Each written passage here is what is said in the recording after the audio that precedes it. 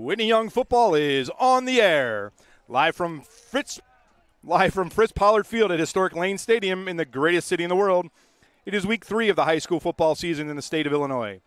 We're coming to you on the Whitney Young football YouTube channel with tonight's action between your Whitney Young Dolphins and homestanding Lane Tech. Whitney Young moved to 2-0 on the season with a workmanlike 23-0 victory over the Sarah E. Good Knights last week. 3 TDs from senior Frank Skotanis and a second straight stellar performance from the defense has the Dolphins riding high as they enter Land of Lincoln conference play. Lane Tech, 0-2, has faced a tougher early season schedule. Week 1 brought Redbird Conference favorite, the Kenwood Broncos, to Lane Stadium. The Broncos traveled back to Hyde Park with a 27-9 victory.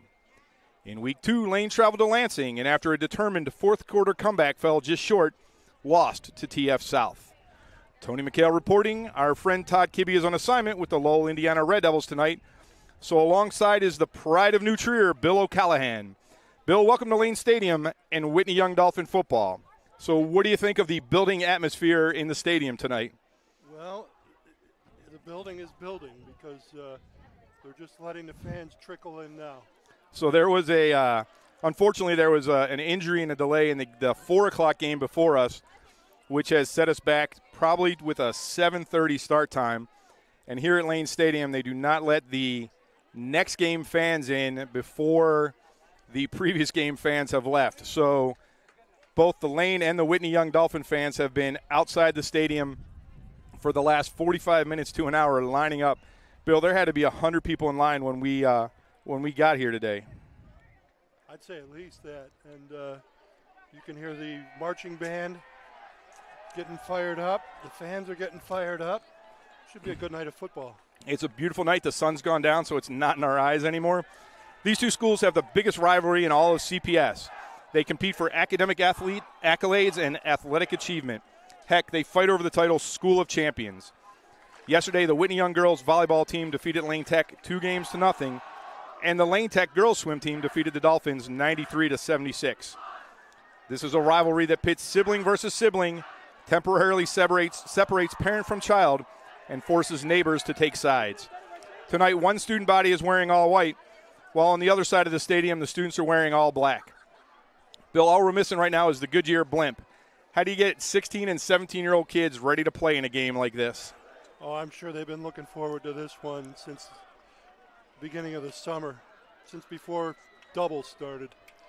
So they'll have no problem getting fired up for this one. Yeah, as the Dolphins got off the bus in the street behind the stadium, there was a smattering of boos from the Lane Tech fans, and the Dolphin fans were cheering. It was almost like a college atmosphere back there. Minus the drinking, yes. Well, I'm not ready to rule that out yet either. So. Well, the open drinking. Right, and that's only you and I. As the pregame rolls on, we always like to get the coach's perspective if possible. And I had an opportunity to speak with Coach Finger earlier and get his insight into last week's game and today's opponent, Lane Tech. Coach of the Dolphins, Dan Finger. Coach, solid win last week. Frank Skotanis had 3 more touchdowns, bringing his season total to 5. What can you tell me about the senior?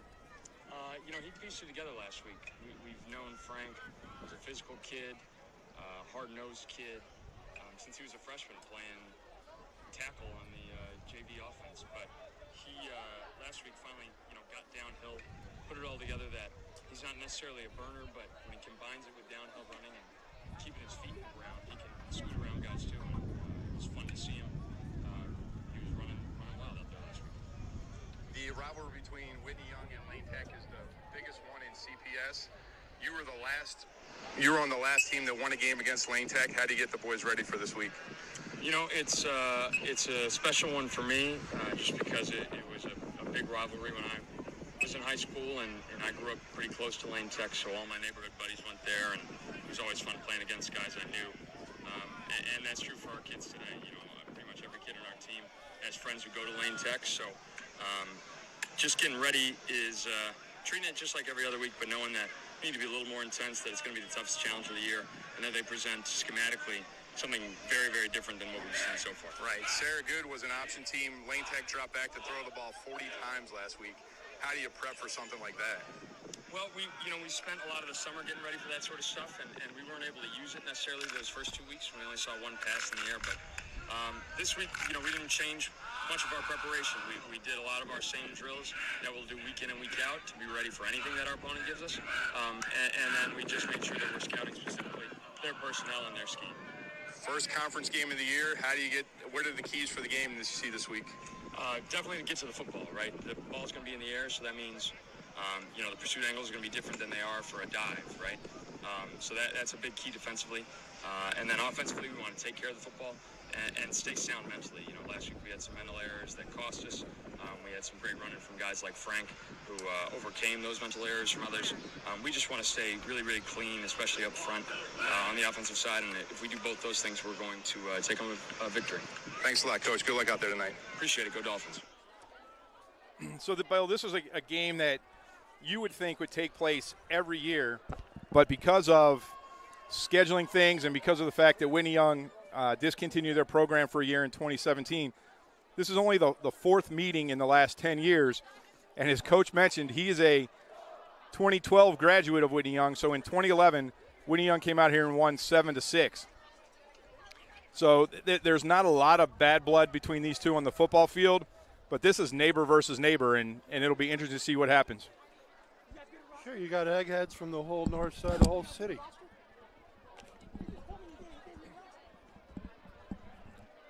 Sorry, we're trying to secure a roster for tonight's game. We have a partial roster from Lane Tech.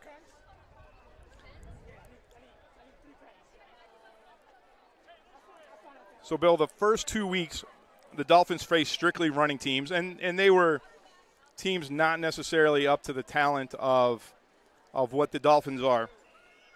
As Coach mentioned, Lane Tech, Donnell Adams came in the second quarter last week for Lane Tech, threw 36 times, dropped back 40 times to throw the ball, completed 17 of them. If you're a football coach, how do you get your team to go from looking at a team that's running the ball almost the whole game to a team that's going to have 4 wideouts out there and throw at you every time? Well, you study a lot of film. You can't change your approach all that much. They don't have, a whole lot of time to practice this. But, these kids they played against it their whole lives, their whole football careers. So their lengthy football careers. Indeed. And, it's the key like it is at every level. You got to keep the offensive players in front of you. As long as you don't let them get behind you, that's 3/4 of the battle. Yeah, so it'll be interesting to see what Lane Tech does. They suffered a couple injuries last week. Number 7, Reiner Quett, a senior, 5'10", 153 pounds, played a lot of wide receiver in the first second and third quarters last week, and then got hurt making a tackle. We see he's not dressed tonight, so we'll have to see who that fourth wide receiver is. And then number 25, Finn Morrell, who's probably the smallest guy on the field at 5'6", 135 pounds, played a huge factor in the backfield last week, catching a couple passes and making some big blocks. So we'll have to see what Lane Tech comes out with and how they make up for that receiver that they're missing. Well, the little fella, those little guys are hard to get a beat on. They can hurt you. They're quick. They're jitterbuggy. They'll find an open spot. It seems like it's impossible to get a good lick on them. Jitterbuggy. I like that. We're going to have to use that later. Jitterbuggy. Very nice. So they have not put – they have put time up on the clock, Bill. So we are 17 minutes away from game time, and it looks like we're going to be on the far right edge of part of the student section. So hopefully the 7-second delay that we don't have will work tonight. Luckily, we don't have the FCC to worry about. No, but my mom's listening, so we can't should I tell these girls next to us we can't have any bad words because Mrs. McHale's on the line? Yeah, why don't you see how that works? Not very well, I don't think. So as we mentioned, I'm not sure who made the decisions. The Lane fans, the Lane students, are having a whiteout tonight, so everyone has white shirts on, white sweatshirts, white pants. And on the far side, the Whitney side decided they were going to have a blackout. So everyone has black shirts and black pants. So this should be a pretty full stadium. Lane Stadium holds about 1,500 people. The only other time I've seen it full, Bill, was 2 years ago. Whitney Young played Peyton, and people had trouble getting in through halftime. So we didn't get a full crowd until the third quarter. It's the battle of the eggheads, so you get a lot of interest in a game like that. I don't know if the guys down on the field would agree with that. Eggheads, meatheads. Interesting contrast, Bill. The Coach Finger for Lane Tech dresses all of his guys, so his freshmen and sophomore out there as well. So they have about 60 guys on the field right now. Lane Tech only dressing their juniors and seniors. I think there's one sophomore on the roster. So right now they have about 40 guys lining up. We'll have to see tonight's temperature. Right now it's about 80 degrees. It's going to continue to go down. Shouldn't have much effect on the game, but we'll have to see how many people that Lane Tech can run in and out of the game as the game gets into the third and fourth quarter. It's absolutely glorious night for football. It's a little bit of a breeze. We got that sun out of our face. So that's not heating up the field anymore because this green plastic turf will get it'll get pretty heated up on a sunny day. Tom Skilling, the girls are running back and forth. Tom Skilling tells us right now, Todd, Bill, that it's 74 degrees with a wind slightly out of the west, which is across from the Dolphins sideline to the Lane Tech sideline at about 5 miles an hour. So not too much of an effect. Interesting in a high school game, we've seen the Lane kicker, Nando Lozano, have a great first two games. But we saw the Lane kicker, number 59, Simon Olson, a junior, lining up and easily kicking some 40-yard field goals. So if this game stays close, the field goal kickers could make a difference. That could be a factor. And interesting, as we look down at the field, junior quarterback for Lane Tech, number 12, Mark Seward, is taking some reps right now. He started both the Kenwood game and the Thornton Fractional South game and split time evenly in the Kenwood game, but came out in the second quarter last week in Lansing and didn't go back in. So we'll have to see what Lane plans to do. He's a little bit more of a traditional quarterback. He'll hand off and throw a little bit, where number 8, Donnell Adams, it was amazing to watch the film. He dropped back 40 times. He scrambled 4, threw for 36, had 5 designed runs, and only handed off 3 times. So if I'm his running back, I'm a little disappointed. Yeah, well, maybe they catch some balls out of the backfield. But, that's the way the game's moving at the higher levels. And it makes for an exciting ball game. You know what it makes for? A long ball game. Yes, it does. If people don't catch those passes, that's what it makes for. That's indeed true.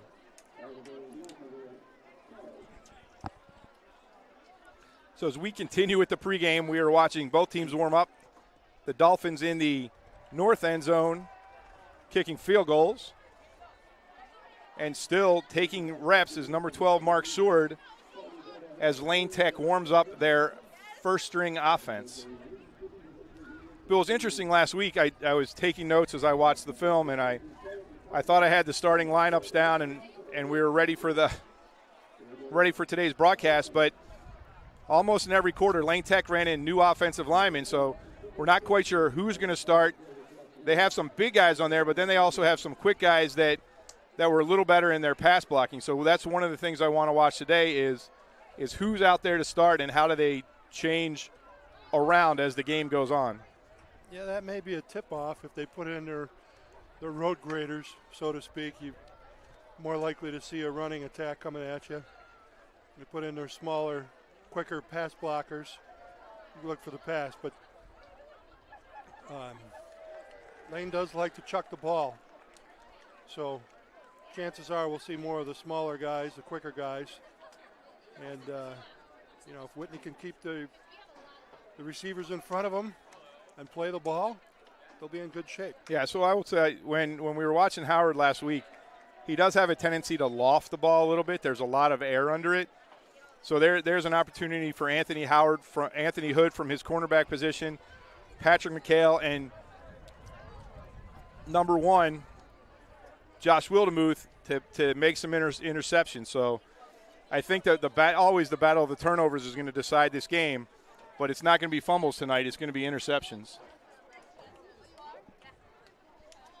That does seem likely to be the case with the limited running game.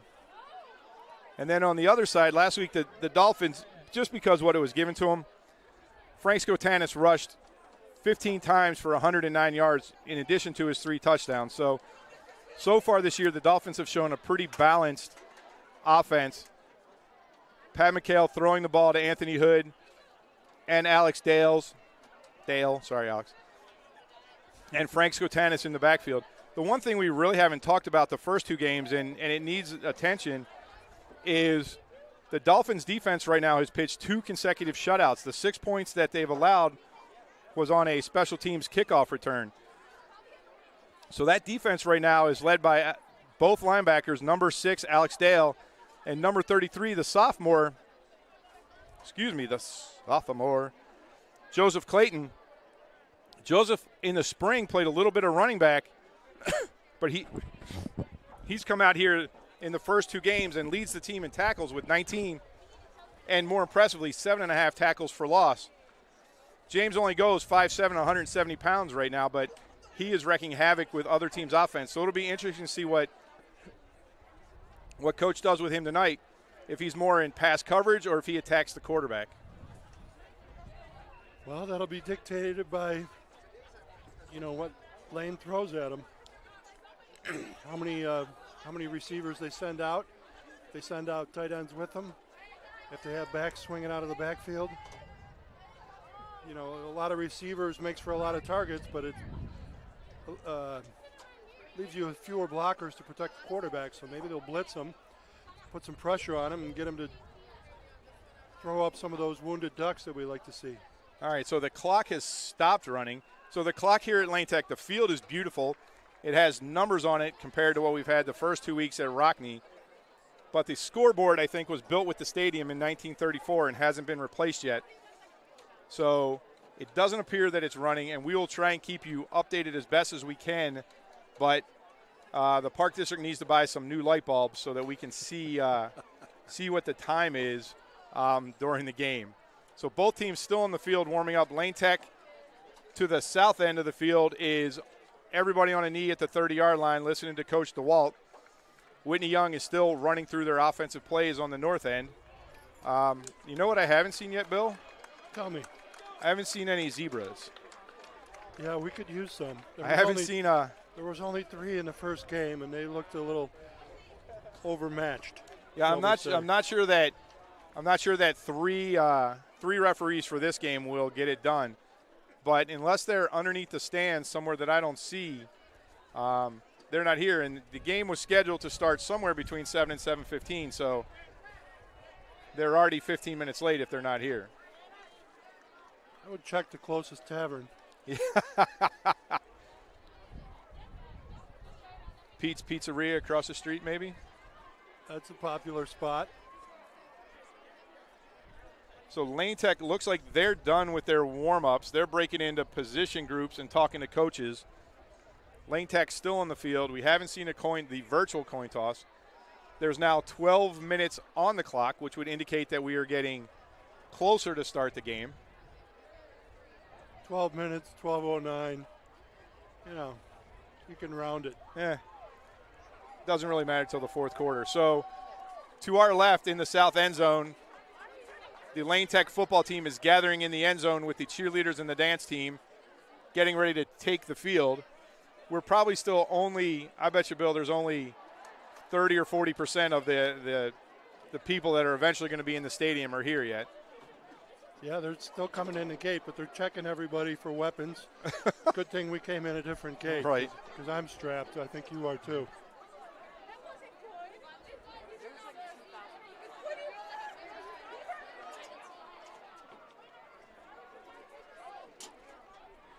All right, we'll get ready. We're going to pretend like we're going to play.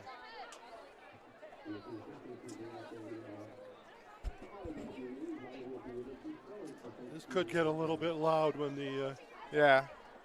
when everybody gets here. Well, when the Warriors take the field here. I'm glad we I'm glad we kind of blocked out our space. Yeah, that was a stroke of good fortune. Now we got some zebras. The benefit of walking in with the football team.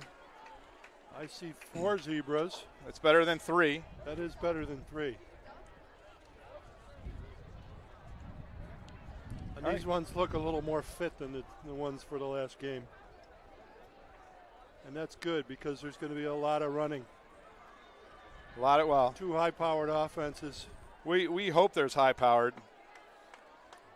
That's what we're planning on. We have the extra big score sheet. The fans are ready. Is it okay that they're wearing white after Labor Day? Is that acceptable? I didn't see any white belts or shoes there. So it's okay. Pat Boone. There you go. 1, 2, 3, 4. I still see 4. We have a chain gang, a couple Lane Tech JV players. They're going to have to walk all the way to the other side of the field. So if we only have 4 officials, I assume they'll take one of the linesmen off. Game. Coach Fingers down talking to the referee. Coach DeWalt standing on the 35-yard line looking like he wants to play a little bit. The Lane Tech football team is still in the end zone waiting to be introduced. And we can see a long, long line outside the stadium of people waiting to get in. So 7:35, so there's no curfew in the city of Chicago about what time a football game can end, is there, Bill? Not that I'm aware of. The kids maintain decorum, we should be fine. But, yeah, there's quite a few in that security line waiting to get in here. So the Dolphins on a knee. couple of different ones. Dolphins on a knee in the north end zone. The Whitney Young cheerleaders walking out onto the field to form the tunnel for the Dolphins. In recent history, the only other time the Dolphins have played here at Lane Tech was 2 years ago. They faced off against a powerful Peyton team. I don't remember the score, but I know we had 0. Well, if they were in single digits, then it was a close ball game. If you added them together, they were in single digits. Thank goodness. It'd be bad if you added them together and they were in triple digits. That would be an unfortunate loss. All right, looks like there's some Lane Tech fans invading the Whitney Young side of the stands. Security at its best over there.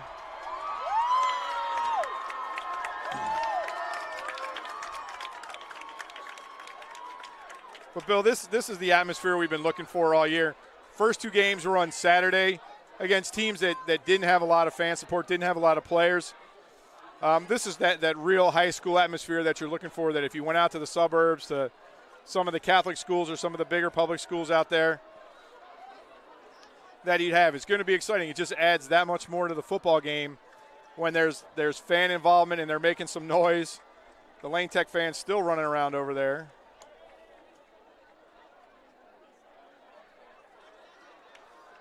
So we were told the game would start at 7:30. We're learning now that was it's a now vicious 7. lie. It was a wish. It's now 7:37. As we said, there was an injury delay in the game, the 4 o'clock game before us, that caused about a half-hour delay before they could clear the stadium from the team and fans, and then get the Dolphins and Lane Tech onto the field and warmed up. Well, here come the Dolphins, led by good old number 12, Pat McHale. Hearty round of boos from the Lane faithful here on the east side of the stadium.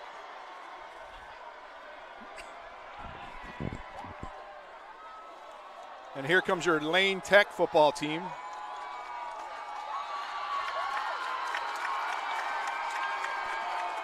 Getting a much warmer welcome from this side of the stadium.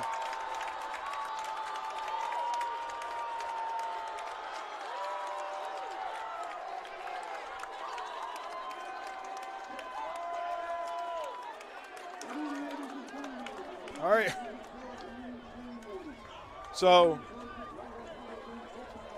COVID be darned, the last couple weeks we've had actual coin tosses.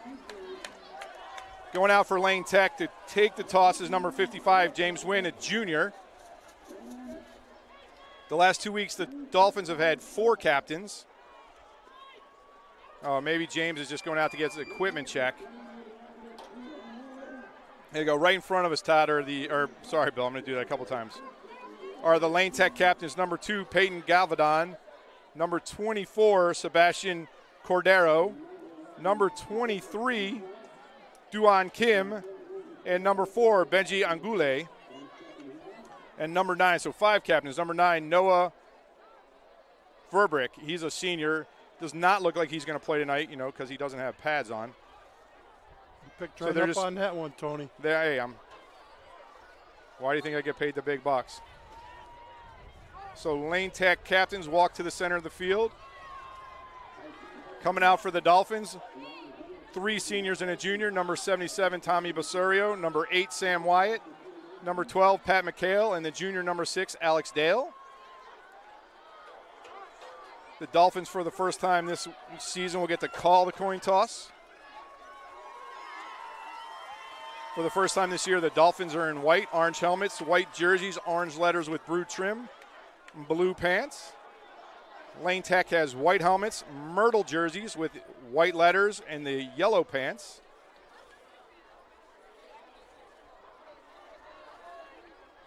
They shook hands. Now they have to move far apart. Tommy Basurio is going to call the coin toss. It'll be interesting. Both teams having kickers, Todd, or Bill. We might see a run back. Lane Tech had some problems last week. They allowed the opening kickoff. They allowed a 73-yard return, and then they had several other long returns from TF South. Looked like the Dolphins won the toss, and the Dolphins are going to defer. The Dolphins will defer, so Lane Tech should get the ball first.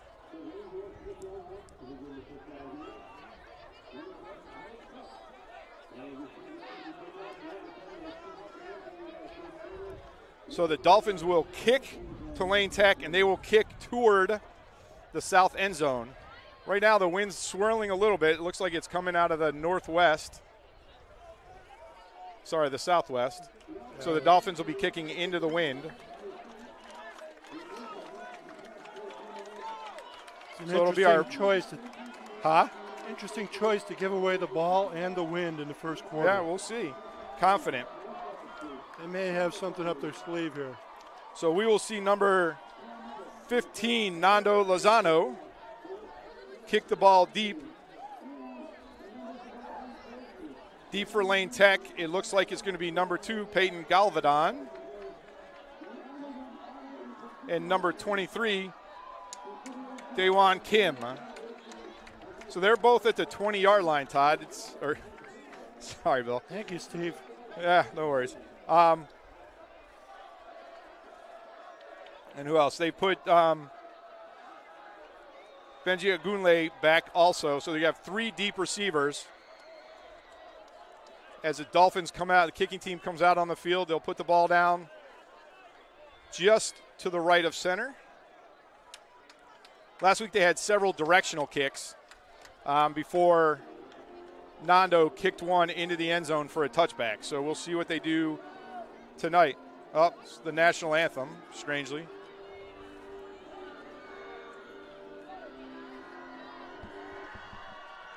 Not the national anthem. Only in CPS, Bill. Only in CPS. All right. There's 12 minutes on the clock. A representative snatch of the. Yeah. 12 minutes on the clock. Lozano is ready. And we will be underway only about 25 minutes late. The run up. The kick. Nice kick. Drove him all the way back to his own goal line. Takes it down to the 1. Benji gets outside, out to about the 21-yard line. So the Lane Tech will take over at their 25. Nice return, great catch. Benji went back and caught that ball over his shoulder. If he had taken one more step, he would have gone into the end zone. It would have been a touchback, Bill. Can't bring it back out, huh? Nope. It's some good tight roping. So who do we got under center? Donnell Adams is coming out tonight. 2 wide receivers. Kim is the single setback. No safeties. McHale's up on the slot receiver. So we're going with no back. We're going with no back judge tonight, Bill. Adams drops back, throws it. Incomplete. Looking for number 4, Benji. That was Wildemuth on the coverage. So just what we thought, Bill. They're going to come out and throw the ball and see what the Dolphins can do. Not sure how wild I am about sending 2 receivers in the same line. So. Right. I'm not sure who that was intended for because we talked about the fact that Adams puts a little bit of air under the ball. So 2 receivers right, 2 receivers left. Kim in the backfield. Adams in the shotgun. 4 cornerbacks and a safety this time for the Dolphins. Dale in the center. Adams drops back, long throw. Oh, miscommunication there, Todd. So that was intended for Galvedon. Galvedon ran a little hook at the 40-yard line, and Adams threw that ball to the Dolphins' 40-yard line. He was throwing a fly pattern. So 3rd down coming up, 3rd and 10 from the lane 25. So 2 passes out of the gate. Got to assume this is a 3rd one. Yeah, that seems a safe assumption on 3rd and 10. So McHale is single safety for the Dolphins.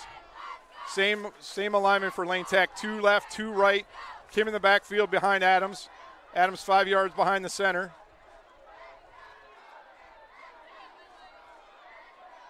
Adams looks left. Then he's going to take off. Up to the 30. Down. Alex Dale takes him out of bounds at the 33-yard line. So a designed run there. There's a flag on the field somewhere, Todd. We got holding on the 20-yard line. As we do, Steve. So we're looking to see what the Dolphins are going to do. But that was a great tackle by Alex Dale at the 33-yard line. Got Adams up high, took him out of bounds. Drilled him right in the Adams apple. So the Dolphins are going to decline this. So it's going to be 4th down and 2 from the Lane Tech 33. Lane Tech is going to punt.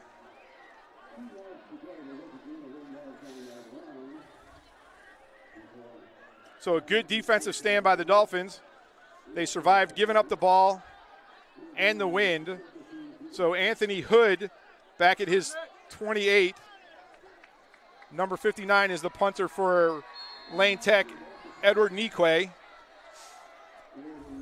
Good snap. The kick. Hood runs up, catches it his own 27 to the 30, 35, brought down at the 33-yard line. Great coverage by Lane Tech there. Very nice punt. So the Dolphins will take the field for the first time with 11, what do you want to call it, 11-19? Sure.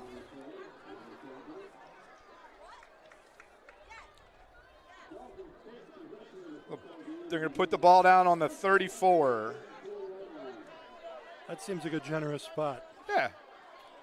We'll take it. So McHale under center. Frank Skotanis dots the I. Joseph Clayton in front of him. Alex Dale does tight end on the left side of the formation. 1 wide out. And a fumble. That's not the way you want to start it. So the Dolphins haven't had a problem with the snap all year. They have a freshman center, number 59, Juan Cepeda, but he's been doing a great job, so I'm not sure what happened there. Now the ball's on the 33, so a loss of a yard on that play. So the Dolphins have been going back and forth, under center and in the shotgun. So now McHale's in the shotgun with Skotanis as a setback. 3 receivers.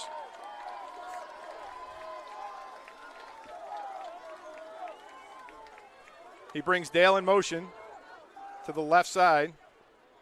Hands off to Skotanis. Skotanis up the middle, bounces it outside, bounces it back inside, out to the 41. So an 8-yard pickup for Frank. That play was designed to go inside. He took it outside and then brought it back inside. Made a nice hesitation move there to slip a tackle, pick up another 3 or 4 yards. So it should be third, and it's a long 3. So that's where Frank was effective. He's sneaky fast, like Coach was saying. You think you have him down, you think you have him stopped, and then he has just a little wiggle that gets him out. So McHale under center this time. 2 receivers to the left. Anthony Hood to the right. McHale checks down.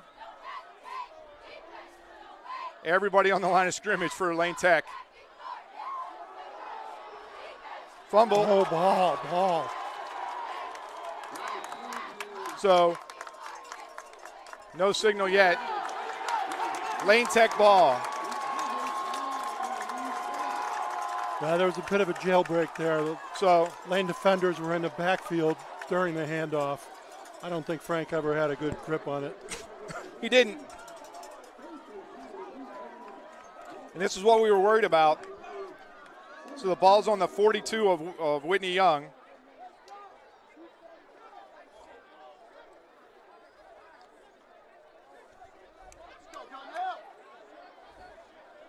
The young Whitney Young, yeah, there you go.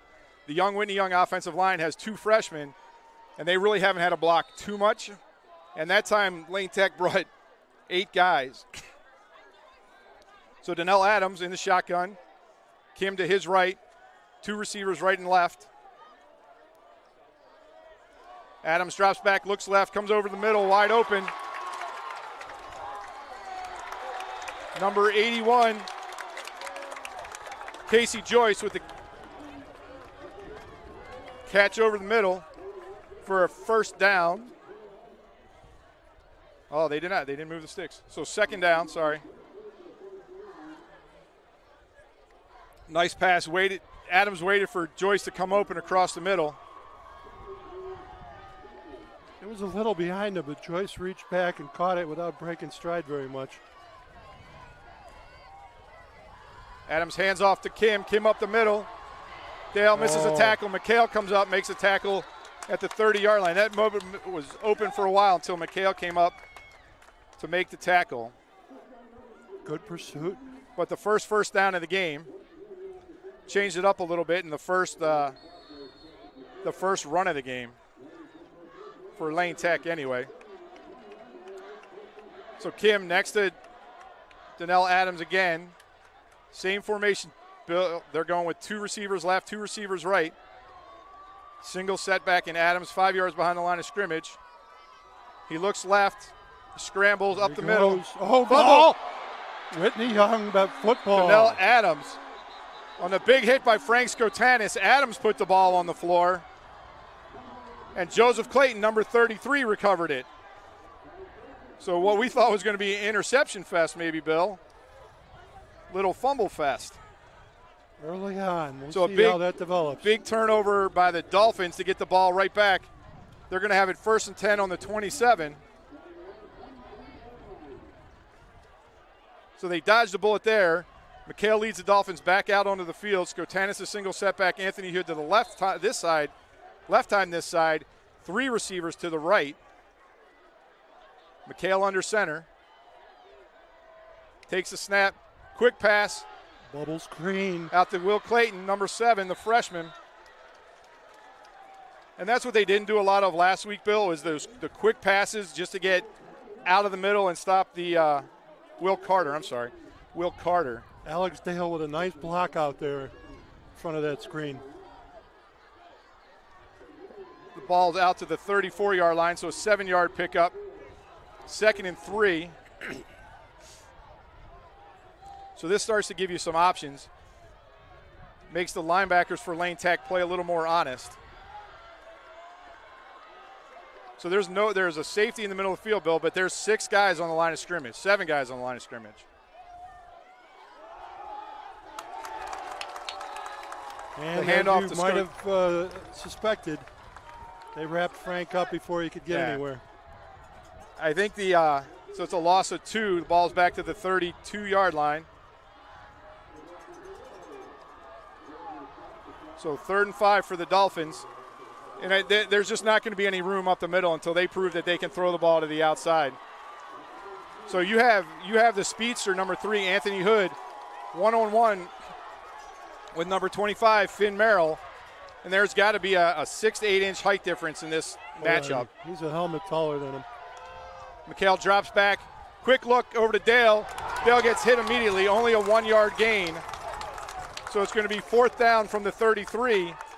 And the Dolphins are going to send Nando Lozano out onto the field for a punt. So a defensive struggle so far here, Bill. Yeah, the guys are just getting their footing here. So Lozano will take the ball, the snap at about the 20-yard line. The Dolphins struggle with the snap a little bit in week 2. Lots of motion. Malik Amos comes to the left side. Good snap. Nando gets it. Gets it off. Barely. Ball bounces. Lane Tech is going to stay away from it. It's going to settle at the 31-yard line. So with 6:05 left in the first quarter, Lane Tech will have the ball 1st and 10 from their own 31. So it's been fast-paced. 2 fumbles in the first 6 minutes. Only 1 first down. A completion each from Adams and from McHale. And not much of a running game so far. So the receivers don't even go into the huddle, Bill. They're just waiting for the ball to be snapped so they can go run their routes.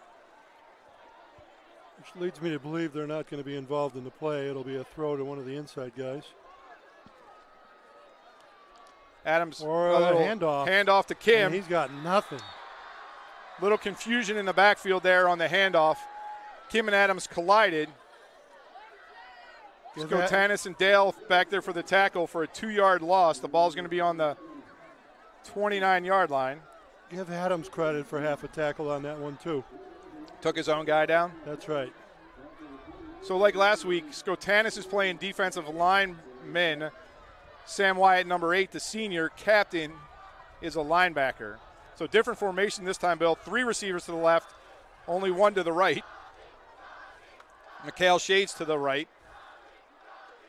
Adams looks out to Kim in a little swing pass. Makes Anthony Hood miss.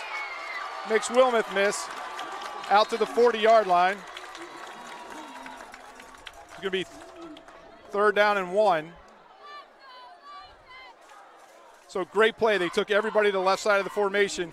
Came back to Kim, and Kim made 2 Dolphin defenders miss. So he's 3rd down. Slippery one, that Kim. 3rd down and a short yard. We're under 5 minutes. Adams in the shotgun. Kim to his left this time. 3 receivers to the left. 1 safety for the Dolphins. Adams looks left, runs. He's going to pick up the 1st down out to the 42-yard line. So the second 1st down of the game. The clock continues to tick. Adams looked like he had a pitch that time, or a pitch option out to Kim. Decided that wasn't there, snuck it inside for a 1st down. So the ball rests at the 42, back to 2 receivers to the left, 2 receivers to the right. Dolphins have 4 down linemen, 3 linebackers. Kim to Adams' right.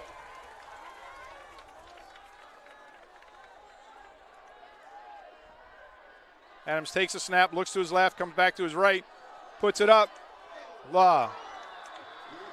Number 2, Galvadon, the senior, 6'2", 155, slipped a little bit coming back to the ball, and it was a little bit underthrown. Not sure what Anthony Hood was doing on that play, Bill.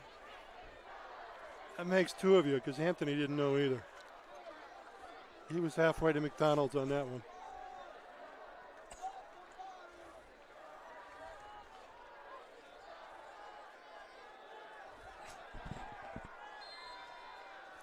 Ball goes back to the left hash.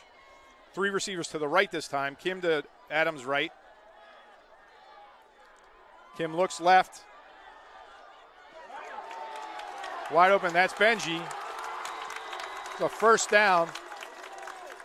Benji Agunle was the favorite target last week for Adams, and that's the first time he's looked in his direction tonight. He had to go up there and get it, but he did a nice job doing it. Ball's on the 46-yard line, so a 12-yard pickup. Lane Tech's getting some open receivers right now.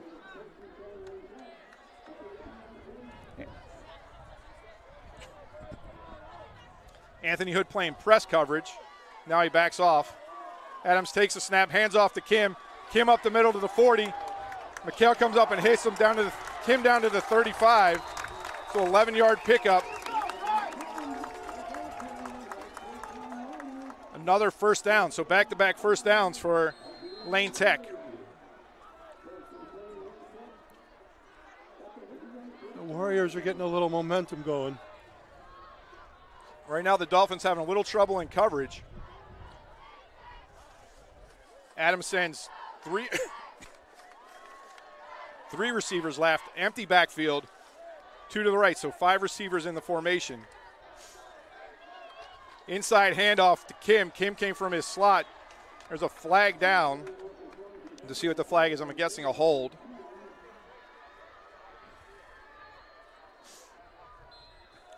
So it's no gain on the run.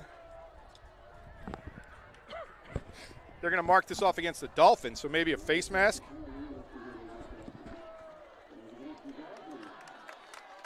Face mask, so a 5-yard face mask. So you're going to put the ball in the 30. So there was no gain on the run, and it's going to be first down again. So Kim back in the backfield to the right of Adams. 3 receivers to the right, 1 to the left. Benji at the top of the screen. Now Adams sends Casey Joyce in motion. Adams takes a snap, hands off to Kim. Big Tommy Basario wraps Kim up right away. The referee's going to mark him down at the 30-yard line, so no gain. Nice play. So great play by Tommy Basario from his defensive tackle position. Got in, got on him, and would not let go. So the ball rests at the 30, 2nd and 5. Ball's on the left hash. Kim still in the backfield. 2 receivers to the right, 2 receivers to the left. Dolphins with a single safety. Frank Sueten is standing up from his defensive end position.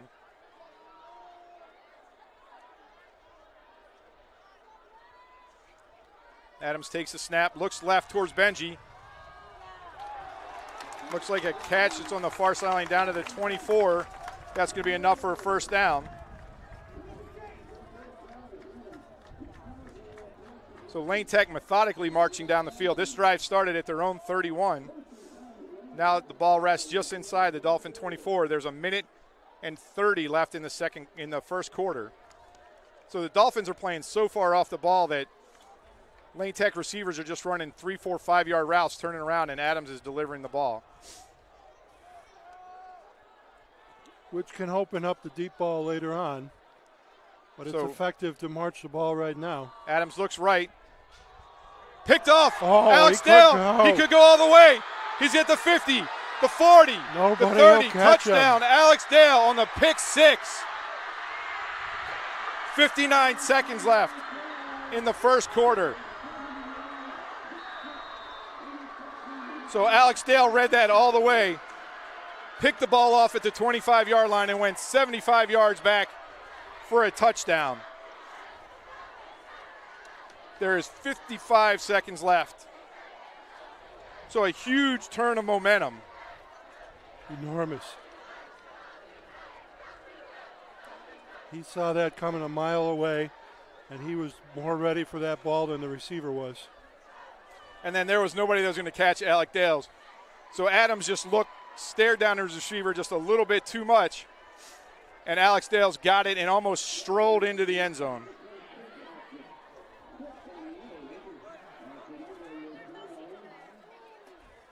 So Adams had a couple interceptions last week. One was overturned by a penalty. Lozano out for the extra point. Snap good, hold good, kick up, and it is good.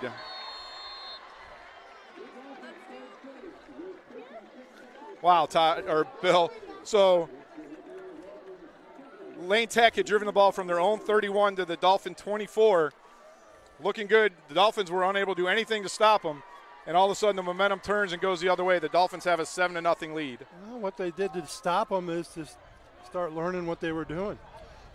You know, they're not running all that many different patterns and plays. So you start to pick up on what they're doing. And Alex Dale absolutely saw that coming. So Coach DeWalt talking to his quarterback right now. Both quarterbacks standing there, explaining to him you just can't stare down what's going on. And Alex Dale has just had a monster year so far from his linebacker position. So we'll see how this changes the momentum of the game a little bit. Adams isn't going to stop throwing the ball, so there'll be more opportunity out there. But 3 turnovers so far.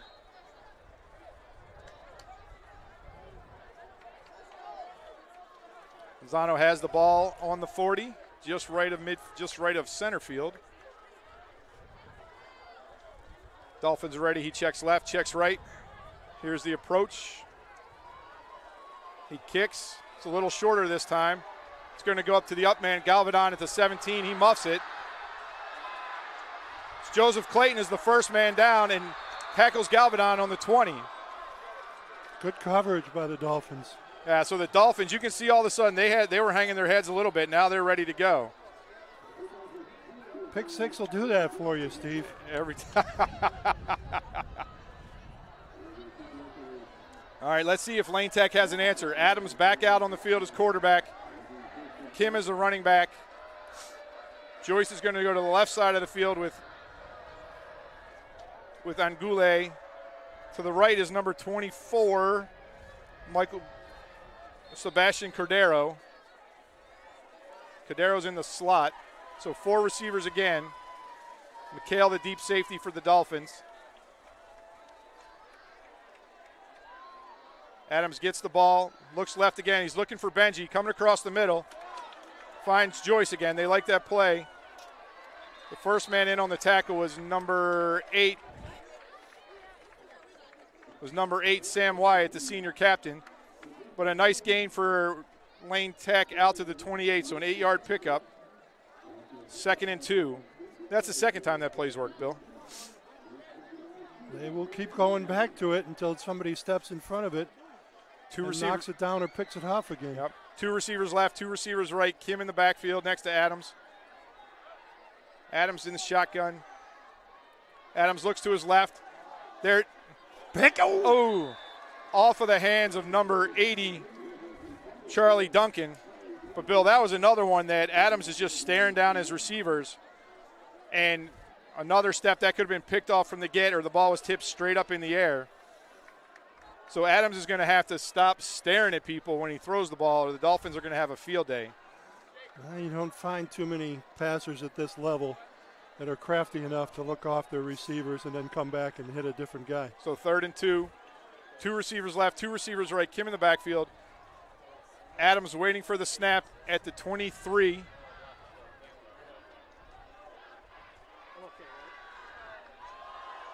McHale knocks it down. McHale from his safety position knocks it down. Nearly picked it off. So a little change. Jolich came in as a safety that time. McHale was in a different position, confused Adams a little bit. So on 4th down, Lane Tech's going to punt. 4th and 2 from their own 28. They are going to punt. So nobody deep. Anthony Hood. Now Anthony Hood's going to go deep. There's a timeout on the field. Oh, we got the end of the quarter, Bill. So at the end of the first quarter, it is 7-0 Whitney Young on an Alex Dale's pick 6, 75-yard touchdown return. So what did you think of the first quarter? It was Your return to high school football. Good, exciting football. We need some good hits, some long pass play. Well, not terribly long for Lane, but Lane certainly has a proficient passing game. We haven't seen much out of the run game from either squad. A couple inside runs by Kim just to keep it interesting. Which is wise on their part. I mean, you got to mix it up. But here will be the interesting part, Bill. So those 3 plays from Lane Tech took 59 seconds. So three incomplete passes, or 1 complete pass, 2 incomplete passes.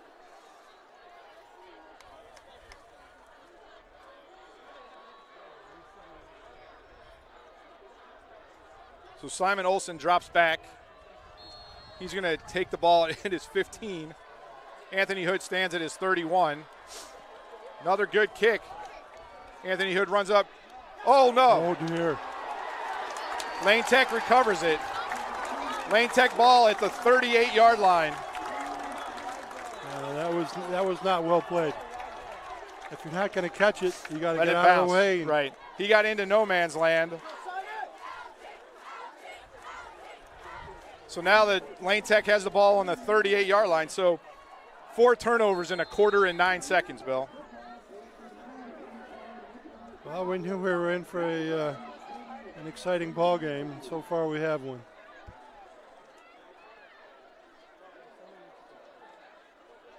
Oh, so we have a quarterback change, Bill. Number 12, Mark Seward is out as quarterback instead of A little southpaw. number 8, Donnell Adams. So we'll see what the change does. That middle is wide open. Number 24, Sebastian Cordero for a first down to the 21-yard line. So the philosophy doesn't change. The philosophy doesn't change, just the quarterback. The ball is placed on the 22 for a 16-yard gain. So the middle of the field seems to be open, Bill. I'm not sure what the linebackers are doing or who's got that coverage. They are a little up on the line or dropped back, but yeah. Kim takes the handoff, breaks out to the left side. He gets outside all the way down to the 15-yard line. Skotanis in pursuit. Kim gets shoved out of bounds, but a 7-yard gain for the senior. Kim is a 5'8", 150-pound running back, and he was able to get out to his left, pick up 7 yards, so you have 2nd and 3.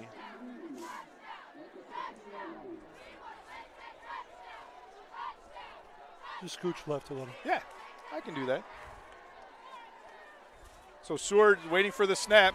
2 receivers left, 1. He looks down across the middle again. There's Joyce. Clayton with the big hit, but didn't wrap. So Joyce all the way down. They're going to spot it at the 1-yard line, Todd. That's So a right, 14-yard gain. So 1st and goal to go. That little lefty delivers some good heat on that ball. Yeah. And That Joseph Clayton came for the big hit, didn't wrap, but Joyce was able to just bounce off. So Joyce is having a big night so far. Now he's in the left slot next to Benji. 2 receivers to the right. Kim moves over to the left of Seward. It's 1st and goal on the 1. Hand off to Kim. Big Tommy Basario gets in there, but Kim shakes it off and scores. Touchdown for Lane Tech.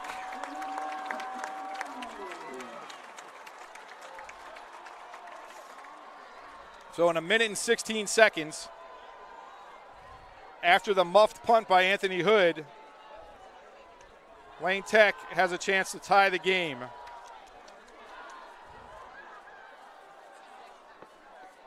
keep an eye on this kicker. He's got good range, but he hits it so straight on that sometimes it goes Could wild. go sideways.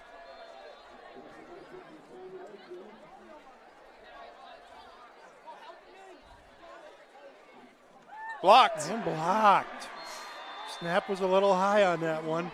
By the time he got it down, the young defenders were right in his face. So Dolphins hold on right now, 7-6, with 10 minutes and 35 seconds left in the second quarter.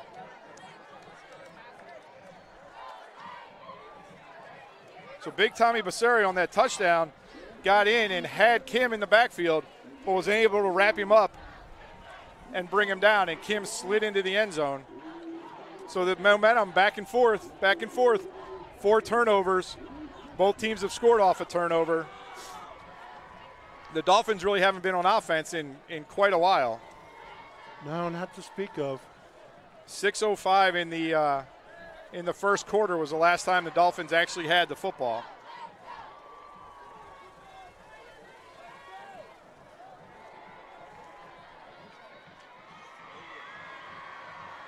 So Simon Olsen out for the first time to kick it off. He puts the ball square in the middle of the field. For the Dolphins, you have Anthony Hood and Luke Yolich back deep, standing on their 15-yard line. 10:35 in the second quarter. Olsen runs up, puts a foot into it. Yolich is going to get the ball at his own 19-yard line, out to the 30, finds a crease, 35, 38-yard line. Tackled by number 40. Of course, sorry guys, we don't have a number 44 on the roster, but it was a nice tackle. It was. But a nice return from Yolich from his 19 out to the 37-yard line. 10:27.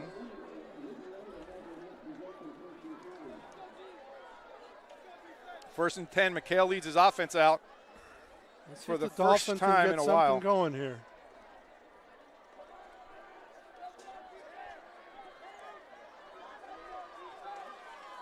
Two receivers to the right. I formation, Skotanis and Clayton. McHale hands off to Skotanis off the left side, out to the 40, 45. They'll mark the ball at the 45, so a 7-yard run from Frank. Nice pickup.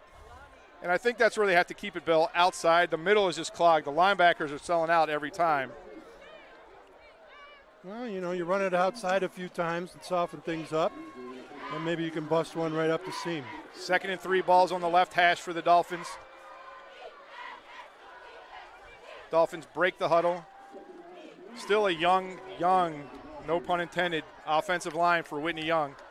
Anthony Hood to the right, receiver left. I formation, Dale goes to the left.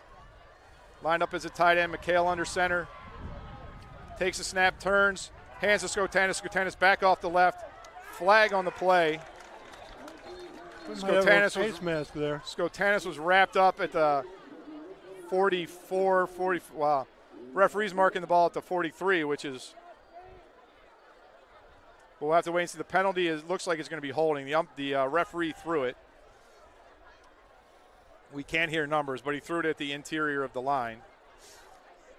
Dolphins are backing up, but it would be, if Lane Tech doesn't accept this, it's going to be Coach DeWalt's indicating that they're going to take it. So it's going to be a 10-yard penalty. And holding in high school, 33. Holding in high school is from the spot. I'm not sure. The spot was the line of scrimmage, though, so it's a 12-yard penalty. So 2nd and 15 for the Dolphins. There's a timeout, Lane Tech.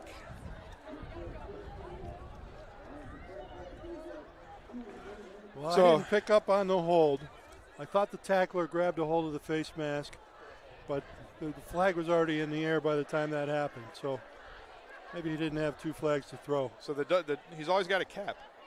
That's right. So the Dolphins trying to establish the run. McHale can also run the ball, so I wouldn't be surprised if they try and roll him out here, give him an option to pass, or maybe find Anthony Hood or Alex Dale back across the middle. Want to be careful here, though. You don't want to throw an interception. You don't want to give the ball back to Lane Tech with the momentum that they have. No, that would be an unfortunate turn. So it looks like McHale's going to be in the shotgun this time.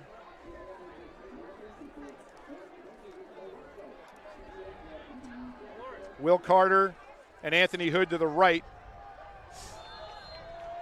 Two receivers lined up tight on the left. Skotanis a single setback. McHale brings Hood in motion. He drops back, looks pass. He's got Alex Dale wide open. Nice. Alex Dale down to the 45-yard line. So they fake the jet sweep, and then Dale snuck out from his halfback position wide open. So first down for the Dolphins. Very well-designed play. Lane had no idea what was coming there. Ball's on the 44 of Lane Tech. Pat delivered a nice ball to him. And they're going to pick up 5 yards on the offsides. That's just crafty quarterbacking right there. There you go. Wish I could say he learned it from his old man. So just another big, huge shift of momentum. Lane Tech called a timeout. They thought they had the Dolphins trapped a little bit, but a nice play design by the Dolphins got Dale free. And the best play in high school, I think, Bill, is nobody tracks where the inside guys go. They're all looking at wide receivers, and the tight guys can sneak out. 3 to the right this time. McHale under center. Skotanis the lone setback. Wyatt, Dale. Another quick pass to number 7. Carter gets down to the 30-yard line before he's tackled by number 39, Francisco Roman. But another good pass from McHale. Another quick hitter, moves the sticks. They're going to put the ball down at the 31, so an 8-yard gain for the Dolphins. And now the Dolphins are on a little bit of a roll. Yeah, they're moving the ball. They've got Lane Tech on their heels for sure. And they're getting the ball outside where the linebackers are crowding the middle, so they're not letting them play this 6 wide anymore. Taking a page out of Lane Tech's book a little bit. McHale in the shotgun, takes a snap. Fumble. Ooh. Bit of a butt fumble there. Wow. Play by McHale to somehow scramble back and get on top of it. Somehow, Skotanis wasn't expecting the handoff. Everybody dove into the pile, and the ball got kicked back to the 41-yard line. So a 10-yard loss for the Dolphins. Well, the good news is they maintain possession.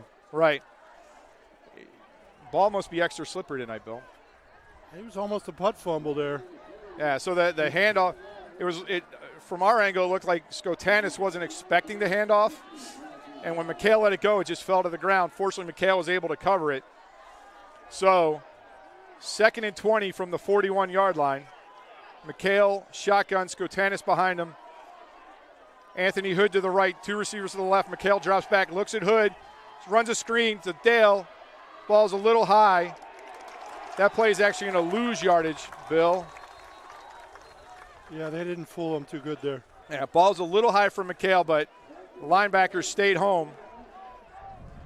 So they're going to place the ball at the 44.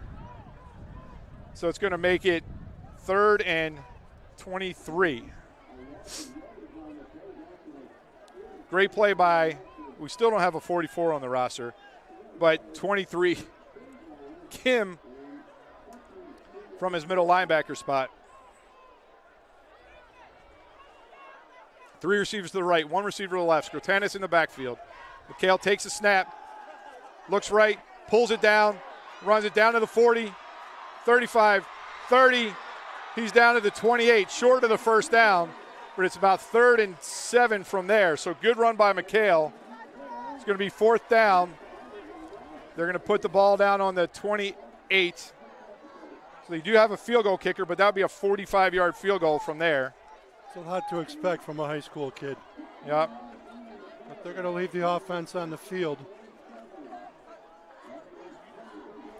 So they're going to go for it on 4th down. It's about 4th and 7 from the 28. They got to get down inside the 22. Oh, there's 5 of it. 5 yards off sides. So now you got 4th and 2. That is a sneaky little quarterback. I would bet that they'd do it again. Why not? That's a gift. That's a 5-yard gift. So they're going to put the ball. They're going to put the ball in the 23. So it's really just a long yard there, Bill. Because it looks from where the sticks are, they just have to get inside the 22. It's a very makeable 4th down here. So from 3rd and 23. The scoreboard says 4th and 3, but there's no way. Because the sticks, the first down marker is just inside the 22. No, you're right. Clock's down to 5:40. McHale under center. There's a gap. He could sneak it right here, Bill, to the right. Nope, he's going to hand off to Skotanis. Skotanis backs it up. They don't call the holding. Skotanis gets a 1st down. They should have called that late hit. So what a recovery by the Dolphins from 3rd and 23 to 1st. Oh, there's a penalty flag. What do we got there? Be awfully late on that late hit, but they might have been talking some smack after that. So that was the 10th play of the drive. It looks like they're called against Lane Tech. Unsportsmanlike Lane Tech. So that Frank's run had gone down to the 19, so that was 4 yards. And now they're going to take this down inside the 10 to the 8. They're going to take it at the 9-yard line.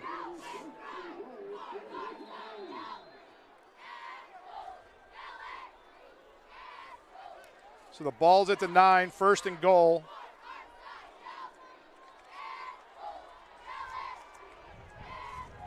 So this drive started at the 38, Bill, with 10:27 on the clock. So they run 5 minutes off the clock. It's been a nice drive with some help from the Lane Tech. So nothing there for Skotanis. Excuse me, second. Trying to see if they even give him a yard. It looks like they give him nothing. I thought he lost yardage, so that's good. So second and goal from the 9. Probably like to see maybe McHale roll out here, because right now where the ball's on the left hash, you're forcing Skotanis to go to the short side of the field. Or you look for number 6 again, because the linebackers are once again are up on the line of scrimmage. McHale under center, 3 to the right. Wyatt, Clayton, and Dale. Hand up the middle to Skotanis that time. Nothing doing. Doing at all. The entire Lane Tech defense. So here you go, third and goal. Actually, they're going to mark that back as a 2-yard loss. So third and goal from the 11. Yeah, the interior of that Lane Tech defense is super strong right now. There's nothing in there for Skotanis. Well, the they're blocking all so packed together. Right. What they need to do is little play action, send Skotanis into the line and slip a tight end just beyond those linebackers, and it'll be wide open. So Carter and Wildmuth to the right, Anthony Hood to the left, Dale to the left. Fake, McHale gets outside. There's the play action, there's the pass. Oh, he hit him in the numbers. He hit number 1, Wildemuth, on the goal line. Wildemuth dropped the ball, but that's the play we were looking for. So it's fourth and goal from the 11. And we're going to see a field goal attempt from Nando Lozano. But nice pass from McHale. Wildemuth just let that ball get into his pads.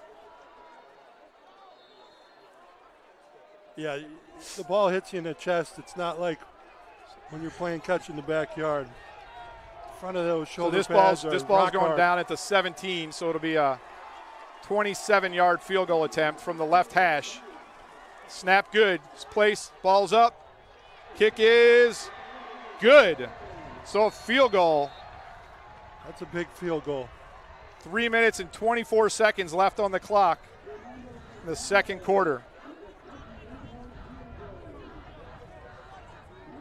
So the Dolphins take a 10-6 lead.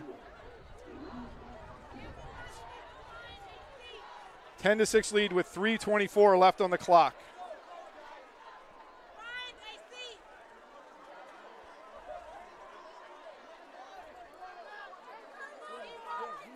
So a 15 play scoring drive there, Bill. That's a nice drive. It would have been nice to get 6 The out drive of it. started on the 38 down to the 11. So 51-yard drive. The Dolphins line it up. Now this is where the math comes in that I always mess up. So almost it was a 7-minute and 3-second drive from the Dolphins there, Bill. It's an impressive drive. So we'll have to see who Lane Tech brings out as their quarterback. They've had success with both of them tonight. But Lozano has the Dolphins lined up. Checks left, checks right. Here's the run up. The kick. Ball's going to go out of bounds. The ball's going to go out of bounds, so it'll be placed on the 40, where the Lane Tech will take over with 3:24 left on the clock.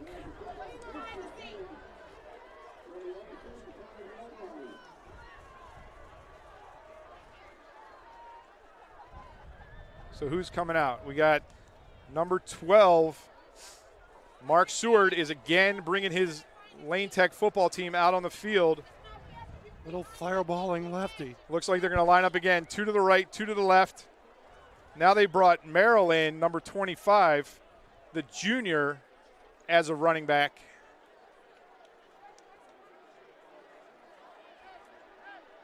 So the lineman and the quarterback are having a conversation in the huddle. The wide receivers don't like anybody.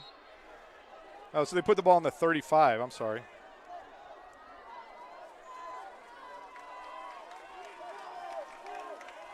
So Seward in the shotgun. Merrill to his right. 2 receivers left, 2 receivers right. He looks over the defense. Takes a snap, drops back. Left-hander looks left, hits Benji.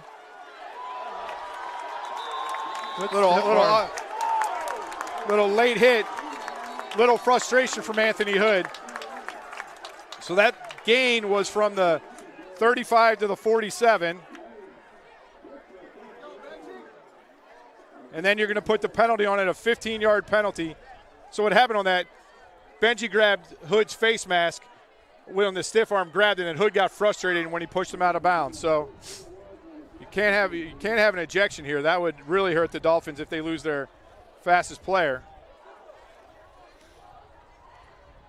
It's interesting. They never seem to call face masking on a stiff-arming ball carrier. So going to walk this down to the 32.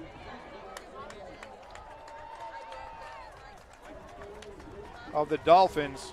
But ball carriers really often do get a hold of a face mask, and it just doesn't seem fair. So they put the ball on the 37, sorry.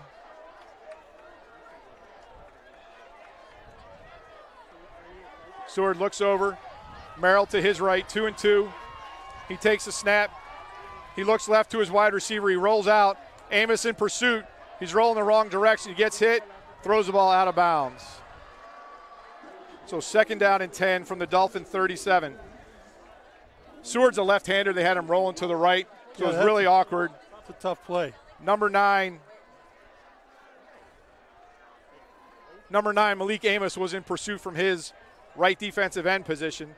So 2nd and 10, 2 and 2. Merrill still in the backfield with Seward. That's a very tough play for a left-hander. Seward in the shotgun. Benji's to his left, the favorite receiver for Lane Tech. Now he looks left. He looks to the middle. Good defense. Nicely. Good defense by number 1, Wildmuth that time. And you can see they're starting to do it again. They're starting to stare down the receivers just like they did the last time. Seward tried to come short left to Benji, but that wasn't there. So now it's going to be 3rd and 10. There is 25 and a half seconds left on the clock. So 2 down territory.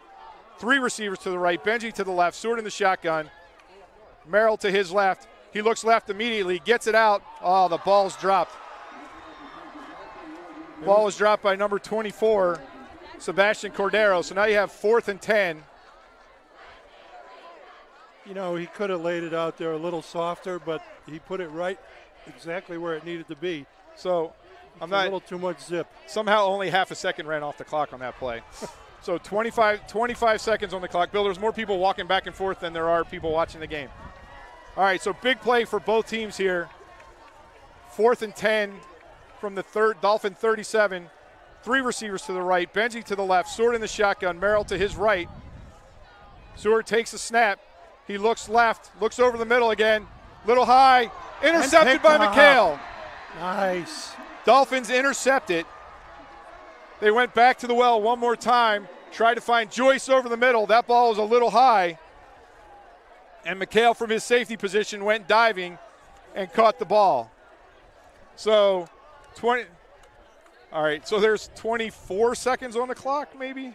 Yeah, we got some home cooking on that I'm not sure. timekeeping, I think.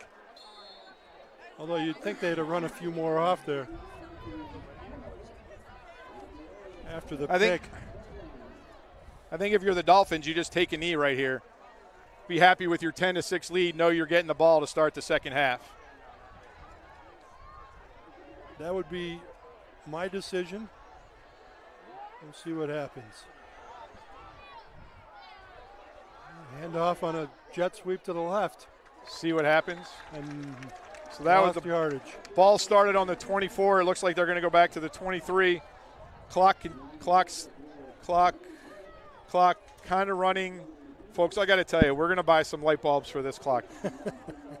I told you, I was told last lacrosse season that You know what? It's looking like there's 2.5 minutes. Is that? Oh, so that just went from 3:24 to 2:24. So that was all right. So 2:24. McHale in the shotgun, 3 receivers to the right. He goes deep. Anthony Hood, 1-on-1 over there with number 25 Merrill. It looked like Hood stopped running a little bit. Not a bad ball from McHale, but now you have 3rd down and 11 from the Dolphin 23. So the Dolphins took a shot on that one. So 1:53, clock's not running. As you would expect on an incomplete pass. Who knows, Bill? Lane Tech has 2 timeouts remaining. So they would get a punt back in fairly decent field position. McHale under center, turns, hands off to Skotanis. Skotanis out to the 25, out to the 30 before a host of Lane Tech tacklers. So a 7-yard gain from Skotanis. But that's going to bring out the punt team. A timeout by Lane Tech. 3rd and 4. Very demonstrative timeout call by the side judge here. That's all he gets to do. I mean, he looked like he was at Studio 54 on that one. So 1:35 on the clock.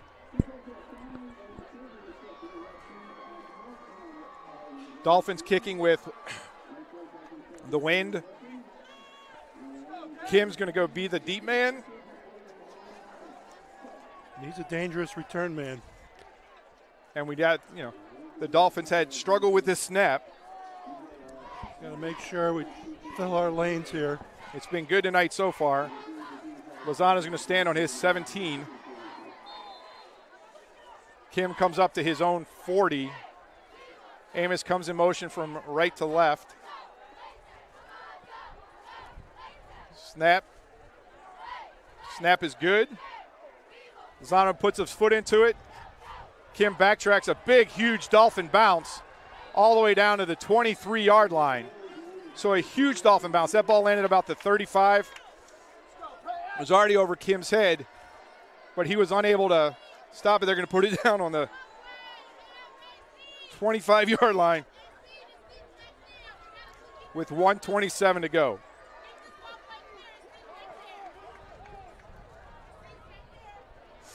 So what do you think, Bill? I think that they'll continue to throw the ball.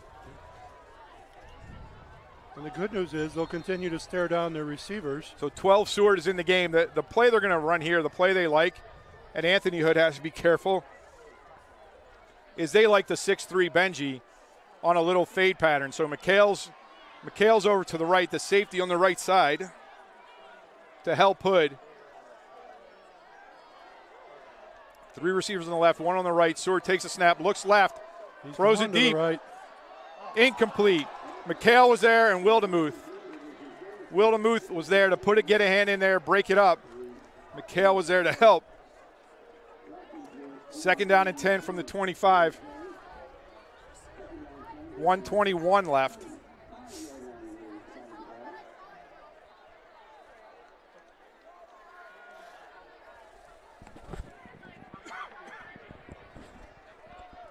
Three receivers left, 1 receiver right. Seward looks left, runs it, throws it right at Joseph Clayton. I'm not sure what he was doing there. I think he might have been trying to throw it away, but he hit him threw right it in the gut. Right at the feet of Joseph Clayton. And the Dolphins have the ball with 1:14 left on their own 31-yard line. It's a nice opportunity to pick up some more points. Open this game up a little bit. So just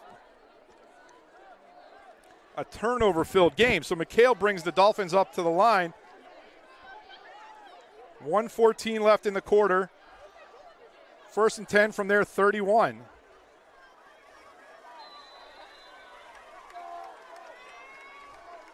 Three receivers left. Dale to the right, Skotanis in the backfield.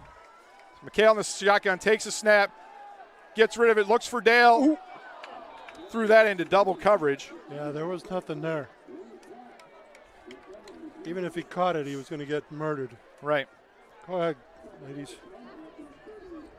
So Lane Tech just with a ton of turnovers tonight, costing themselves several scoring opportunities. And that pass from Seward, I just don't understand. I mean, even if he's thrown that away, it's intentional grounding. There was no Lane Tech player in the area.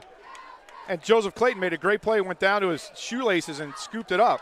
So here you go, two receivers to the right, two receivers to the left. McHale in the shotgun, Skotanis next to him. McHale rolls out to the right, lets it go. Pass complete to number 7, the freshman, Will Carter. The clock is continuing to run. Carter tried to dive out of bounds. It didn't quite make it. Timeout Dolphins. So they're going to put the ball down. Where do they put the ball down, Bill? On the 29-yard line. 24-yard line. I'm sorry, 24-yard line. So a 7-yard gain for the Dolphins. 3rd and 3 to go. 54 seconds left on the clock. Dolphins take their first timeout. And the Dolphins have just done much better today, Bill, when they've gotten the ball on the outside. McHale rolling out, made some nice passes. The big rushing gains have been when Skotanis has gone to his left.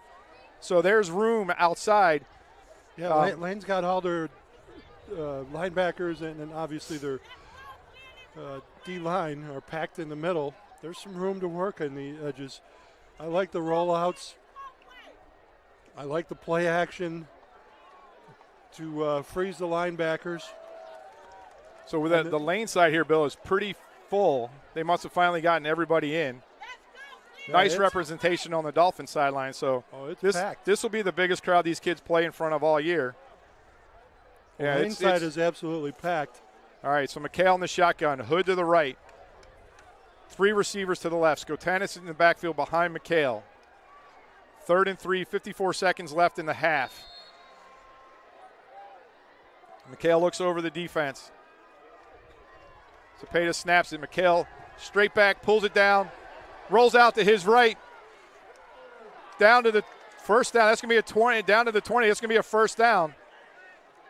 So McHale didn't see anything to his right. Didn't see Hood open. The clock should stop. They're going to put that ball down on the 21. That's a first down. So good play by McHale, not trying to force it. Clock's running. There's 34 seconds. McHale in the shotgun. Snap low. McHale rolls to his left. There's a hold. Nope, they don't call it. McHale still rolling. Nope. Throws it down to down around the 10-yard line. Looking for Alex Dales again. So clock stops with 23 seconds remaining in the second quarter. 2nd and 10. Whitney Young from the Lane Tech 21. A little bit of hold they didn't call there, Bill. That's not unusual. So from here, not sure with the little bit of wind that we have, Nando Lozano, it would be the ball's at the 21, so it would be a 38-yard field goal, 37-yard field goal. Whitney Young still has 2 timeouts left, 23 seconds, 2 receivers right, 1 receiver left. Carter and Wildemuth on the right, Hood on the left. McHale dropped straight back. He runs, pulls it down to the 20, stiff arms, escapes, gets out of bounds. Where's the clocking stop? Clock's still running. I don't think they realize the clock's still running. 8. They thought he was out of bounds. Wow. So the Dolphins thought he was out of bounds, but when he got tackled, there was 12 seconds left on the clock, and 8 ran off. And we'll go into timeout. That's that's poor by the line judge because McHale, clearly everybody on the Dolphins sideline thought he got out of bounds. Yeah, they're going to put time back on the clock, Bill. So the ball's at the 14-yard line. And call it 8 seconds. So 7-yard gain for McHale. 3rd and 3. getting this clock. Third and 3. 7, 12, 8. 8, 7. All right, so this has got to be quick because now you're definitely within field goal range. The ball's on the 14. That's a 31-yard field goal. So quick pass, and it's got to be in the end zone. And they got to be ready to use that last time out. So you got to call it no matter They what. need it. So Carter, far right, Dale in the center, Wildemuth in the slot, Hood on the left. McHale drops straight back, throws it up to Hood. Oh, no. No. There was a clip. So his ball's intercepted. And then Merrill fumbles it. The quarter's going to run out. Sorry, I was watching, not announcing. So what happened, it looked like Anthony Hood turned in. McHale threw it out toward the sideline. So appropriate ending for the first half. With another turnover. So the ball was intercepted in the end zone. Merrill brought it out to the 30-yard line. So at the end of the first half, Whitney Young leads Lane Tech 10-6. They have put 15 minutes on the clock, and there will be a 3-minute stretching period. Why they just don't put 18 minutes on the clock, I don't know, Bill. But the Dolphins will take the ball to start the second half. Take a breath there. Think about that. That was Merrill had visions of taking that one all the way back to the house. Yeah, Anthony Hood looked like he didn't think the ball was coming to him. And after he stood there a little bit, and as he started his pursuit, he got clipped. Just a blatant clip. Sent him flying out of bounds, which went uncalled. So then the Dolphins were able to put a good stick on the returner and knock the ball loose. But that's what, a 6 turnover half? Yeah. So both teams miss out on some scoring opportunities. Lane Tech has taken their halftime to our right in the north end zone. Whitney Young is going off into a dark corner in the south end zone on the west side of the stadium. The Lane Tech dance team is on the 50-yard line.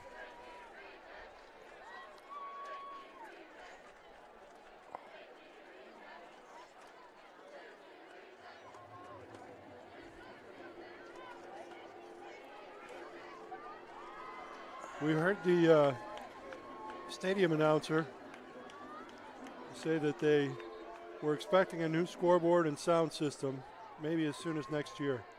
Well, see, I was lied to. I was told last spring that it would be this year. Well, that's the funny thing about CPS. This is Park District. Oh, yeah? Yeah.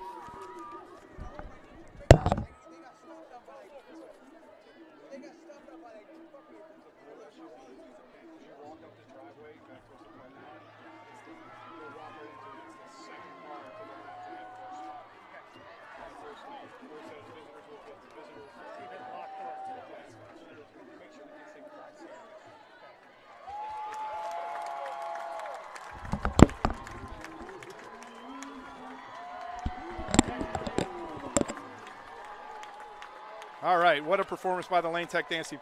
I never understand why they do just one. When we got 18 minutes of time, they should do 2 or 3. They got plenty of time. That's right. All right, Bill, let's do a little, let me find my glasses. Little recap of the scoring. Whitney Young opened the scoring with 55 seconds left in the first quarter on a pick 6 by number 6, Alex Dales. 75-yard return. Lonzo with the extra point made it 7-0. Lane Tech answered at 10:35 in the second with a 1:16 drive, 4 plays, 38 yards after the Anthony Hood fumble. Kim scored from 1 yard out. The extra point was blocked to make it Dolphins 7, Lane Tech 6. And then the last scoring of the first half took place with 3:24 on the clock after a 7-minute and 3-second 51-yard drive, 15 plays. Nando Lozano kicked a field goal to make it 10-6. So really nice sustained drive there by the Dolphins. So 3 turnovers, Bill, a fumble and 2 interceptions by Lane Tech. The Dolphins had 2 fumbles and an interception. The last one, I think they kind of gave away points there. They were definitely in field goal position. So no question, it would have been a better choice to eat that ball and call timeout. But sometimes you get greedy and you get caught up in the moment. I think you take the shot, but you got to tell Anthony Hood that the ball's coming to him, and you have to know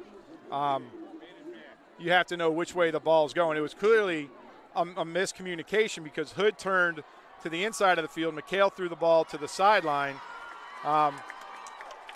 and if the ball goes inside, Kim was on the outside. It may have been a touchdown, but you do give up the 3 points. That could be a difference maker at the end of this football game. We'll see. I would like to see Anthony Kim fight harder for that ball as well, because once he saw it was not coming to him, he just kind of gave up on it a little bit. Yeah, and Merrill was quick. He was he saw the other end zone 102 yards away. So more Lane fans have invaded the Whitney Young side. This is why we try and keep them separated. It looks like it's all in good fun over there. I did see one cup go flying, so you always have to worry about that. I think they're chanting "School of Champions" at each other, so I'm not sure if this is a battle that'll ever be decided, but both schools fancy themselves as the School of Champions. But Bill, at the top of the show, we mentioned that this was Fritz Pollard Field, and I got a confession. I'm not really sure if it's actually been done yet. It is a proposal in front of CPS and the Park District. But a little bit about Fritz Pollard and why they want to name this Lane Tech field after him. He is a 1912 graduate of Lane Tech. He was a 3-sport athlete. Baseball and track added to his football exploits. After graduating from Lane, he went to Brown University, where he qualified for the 1916 Olympic team. While he was at Brown, he led the team to the second ever football Rose Bowl in 1915. And in 1916, he ran for a combined 292 yards and 3 touchdowns when Brown became the first team ever to beat Harvard and Yale in the same season. After college, he signed with the Akron Pros of the new American Professional Association, which the next year became the NFL. And in 1921, he became the first African-American coach of a football team when the Akron Pros made him a player coach. After football, he founded an investment company, a newspaper, a coal distribution company. He was a manager for some of the top black entertainers in the 50s and 60s and 70s. So a Lane Tech graduate you don't hear about all the time, but there's an alumni mission to get this field renamed for Mr. Pollard, the 1912 graduate of Lane Tech. That is well-deserved honor. That is your history lesson for the day. I tried. It's interesting. Today wasn't really a very interesting day. In the spirit of one-upsmanship. Oh, there we go. Look at her go, baby. She just went about 45 yards, that girl. And I bet you she's dizzy as could be right now. So what's our excuse? Must be all this cough syrup I drink. Yeah.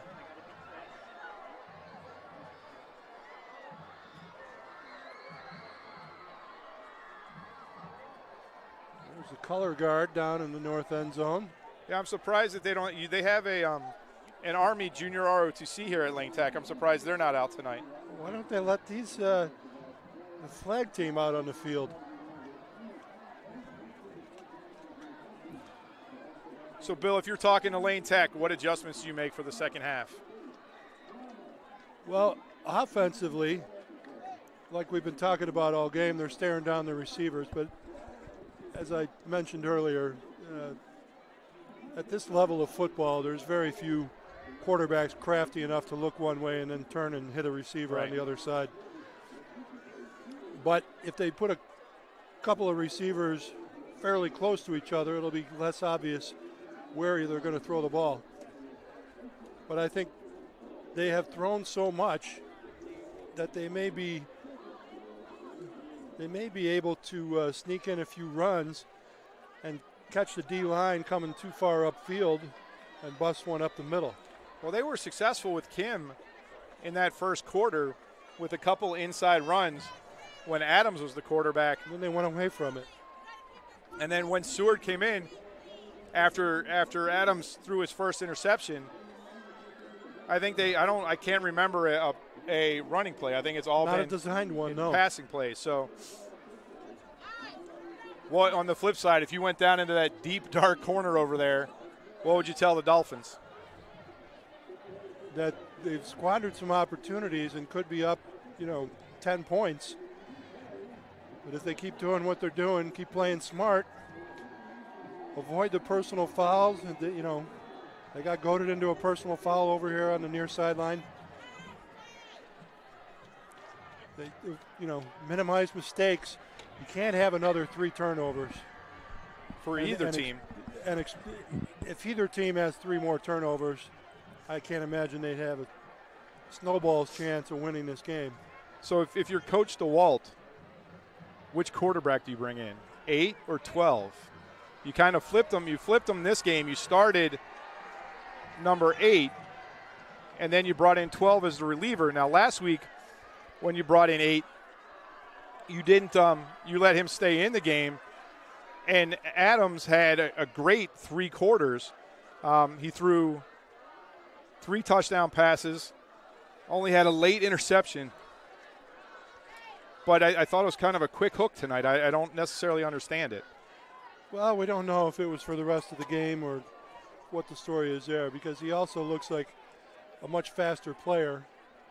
If he does take off running, he'd be a lot more of a threat to bust one. So I would expect him to start the second half, but we shall see what we shall see. And then the Dolphins have to figure out the most successful play that Lane Tech has had so far tonight is the tight end cross. Right. The middle is wide open. So the defense is going to have to make an adjustment, but still an impressive performance. The defense is the first 6 points that the defense has allowed this season. And they're playing, they stepped up in class quite a bit against Lane Tech. Oh, yeah, from the first 2 games they played, and especially because both Clemente and Good were running teams. I think we saw 1 pass the first 2 weeks. So they've adjusted really well to seeing 3 runs today. We're not really able to keep stats, so I'm not sure how many balls have been in the air. But the Dolphins have intercepted 2, tipped a couple more, had a couple nice breakups. I think what they've done is they stopped giving Lane Tech so much room. The receivers are now the D-backs are now playing up tighter, so they're not able to make those quick throws that they did, and the defensive line has been able to get a little more pressure, which is why when you said they need to run the ball a little bit more just to keep that D-line honest. Yeah, now if Lane Tech starts Seward, the little lefty, I would blitz him. I don't think he's nearly as fast on his feet. Not as quick, unable to run. Lane Tech's other quarterback, probably better escapability. And if you blitz him, you could get him to throw one up for grabs or fumble one or whatever. And they've been very generous with their turnovers, so let's hope that continues. Yeah, so Donnell Adams last week had several designed runs in addition to his 36 passes. So he definitely is more of has the ability to be a running quarterback in addition to his throwing. We call that a dual threat, Steve. Is that what we call that? Yes. Just wanted to make sure we were paying attention. Actually, I shouldn't call you Steve. You haven't called me Todd for at least a quarter. Quarter and a half, I think. They're going to put the 3-minute stretch period on, even though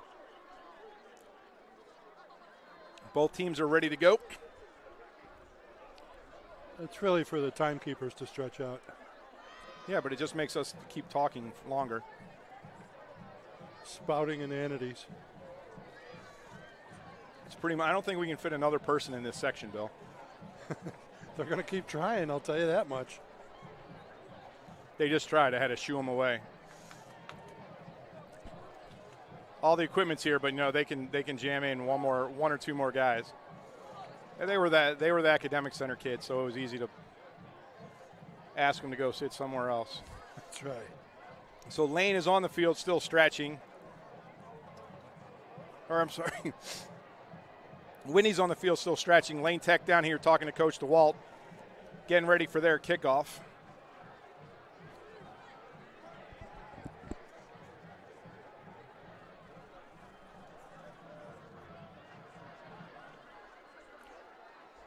I'm not sure what part of the crowd is focused on the football game yet. Bill, I think the kids are having a great time, but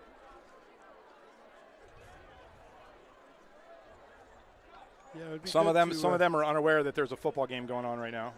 That appears to be the case. We've got two of our officials back on the field. I think we're still light a couple. The other two lounging about. So as we mentioned, this is the first conference game for both teams.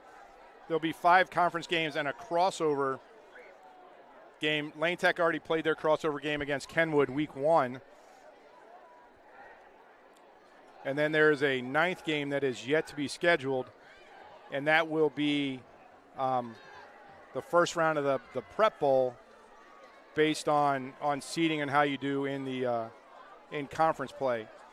In Illinois, it takes – you're guaranteed a playoff spot, a state playoff spot with 6 wins. You qualify with 5. And then it's a question of points based on your opponent's wins. And then the Prep Bowl, you play for the city championship, and then the city championship plays the private school, city and near suburbs. It used to be at Soldier Field. I'm not sure where they play it now. No, they used to pack Soldier Field when Soldier Field was still held 110,000 people. It holds 35 now, right? Yeah, somewhere thereabouts. That'll all change when they move out to Arlington Park. I would tell you to bite your tongue, but I think that's going to happen.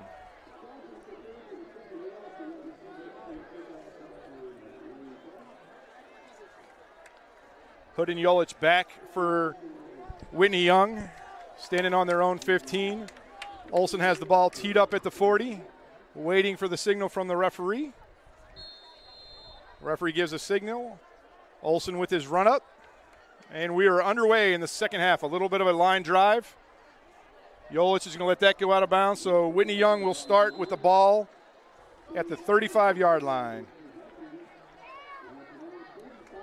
So McHale will lead his team onto the field.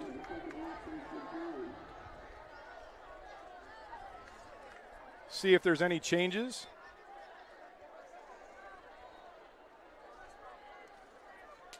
Skotanis is out there.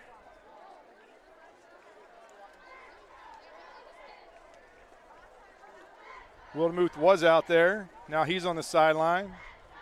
So Skotanis, they're going to put the ball on the right hash. So you got 2 receivers to the right, Carter and Hood. Dale is on the right side as the tight end. McHale under center. 12 minutes on the clock. Skotanis dots the I.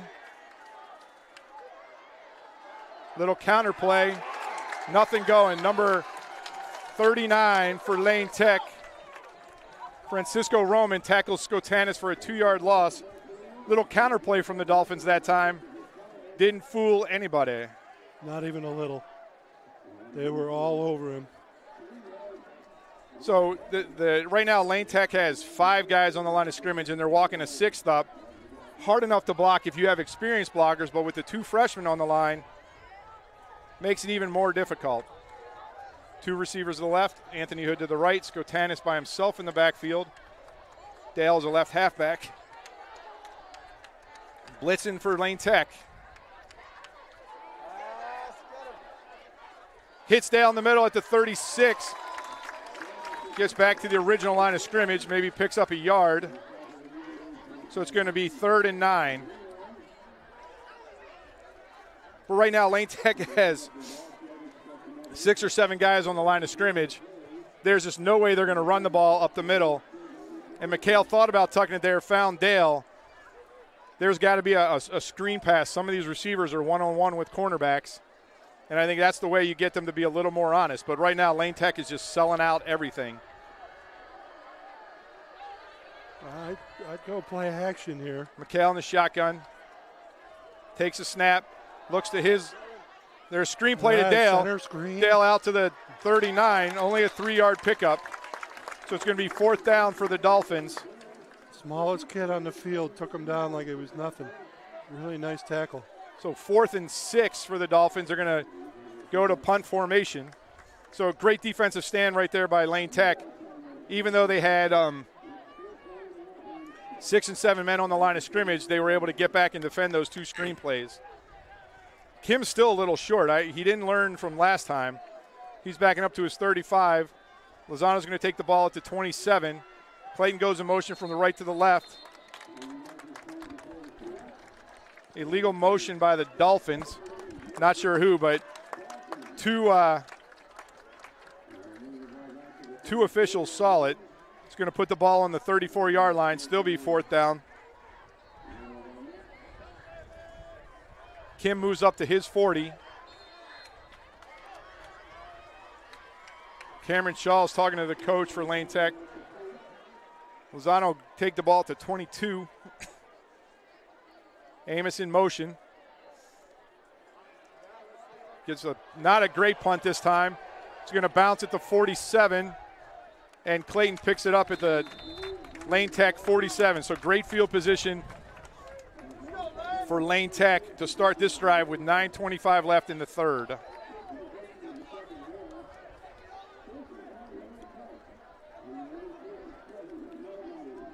Who do we got, Bill? Do we see a quarterback yet? I think it might be Seward, but I can't tell for sure until we break huddle. No, Nope. It's not. Number 8, Donnell Adams is going to come and start the 3rd quarter. Got 1 receiver to the right, 3 receivers to the left. Kim in the backfield with Adams. Wyatt walks up to the line of scrimmage. Adams looks to his left. Quick hitter to Joyce, and Joyce just bobbled the ball at the Whitney Young 48. So it's going to be 2nd and 10 for Lane Tech from their own 47. Back to the quick passes that we saw in the first half.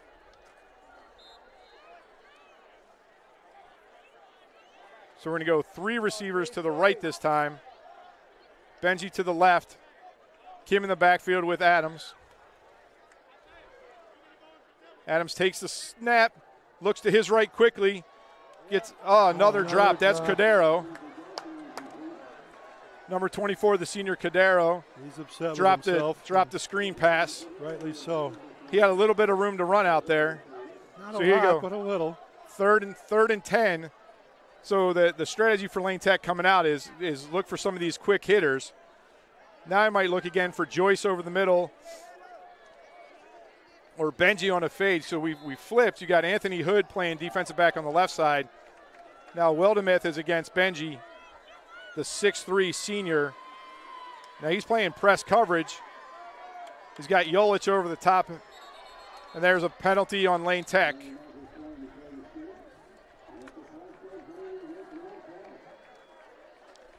Makes it 3rd and 15. When you struggle a little bit on offense, you don't want to give up free yards. So both teams with a legal procedure penalty so far in this 3rd quarter. So Jolich safety over the top with Benji. He's not very deep as safeties go. McHale safety on the left side. Everybody else playing man-to-man. Adams looks over the defense, 3 receivers to the right, Benji to the left, takes the snap, looks down the middle of the field, eludes one man, comes up.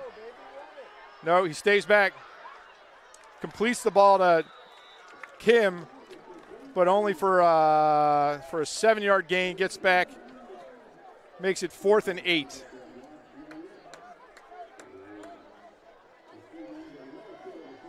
I wasn't sure if he had crossed the line of scrimmage, then he backpedaled, decided to throw it instead. He did a really nice job staying on the behind the line of scrimmage because he knew he wasn't going to pick up the first down, but none of his receivers came open. Great job by the Dolphins in coverage. Yeah, they gave him nothing. They gave him nowhere to go. So the battle of the punts continues. Anthony Hood needs to be careful this time. So Olsen's going to take the ball at the 37. Good snap, gets his foot into it. Another nice punt. Anthony Hood staying away this time. Anthony Hood's going to stay away this time. The ball's going to settle at the 21. So with 8:54 left in the third quarter, the Dolphins are going to take over 1st and 10 in their own territory on the 21-yard line. Not a great punt, but he got a nice bounce. Heck of a nice bounce and roll. All right, now the Dolphins have to figure something out because Lane Tech is just putting 7 guys into the middle of the box and daring Lane Tech to do anything. There's got to be a play on the outside here. I don't know if it's another jet sweep. I don't know if it's a quick screen pass to Anthony Hood or to Alex Dales. So they are going to bring 2 receivers to the right. Dales and Carter. 2 receivers to the left. Hood and Wildemuth. Skotanis in the backfield with McHale. McHale rolls out. Great hit. Who is that? Number 25, Merrill. It was a long pass to Wildemuth. Merrill came up, met him at the 20-yard line, and knocked the ball loose. Great defensive play. Buried him into the turf. 2nd down and 10 from the 21. But they tried to get McHale outside that time, away from the pressure a little bit.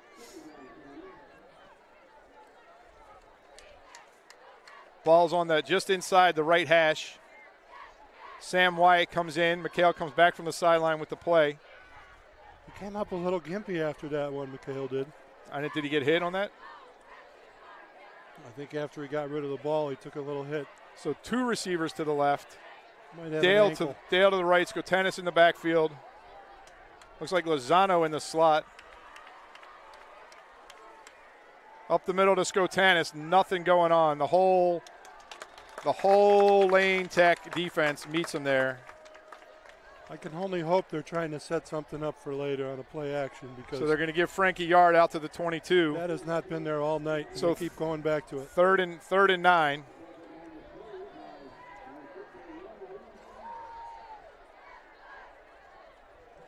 Well, they gave him no yards. Sorry, they remarked the ball. So the ball's still at the 21. 3rd and 10. Dolphins come to the line. 2 receivers to the left. Anthony Hood to the right. Alex Dales as a halfback, as an H-back. Frank Skotanis in the backfield. McHale in the shotgun. He takes a snap. Jeez whiz, that's the 2nd time that there's been a miscommunication between McHale and Skotanis on a handoff. I'm not sure what's going on there. That was a fake handoff, but Frank took too much of it. So that takes the ball all the way back down to the 11. So Lozano's going to get the ball on his goal line, giving Lane Tech some great field position. Kim is standing on his own on the Dolphin 45. they'd never expect a fake here, Tony. No, you're right, they wouldn't. So Lane Tech continues to flip this field. Clayton comes in motion. Snap, good snap. Lozano blocked. Safety. At the back of the end zone. It's going to be a safety.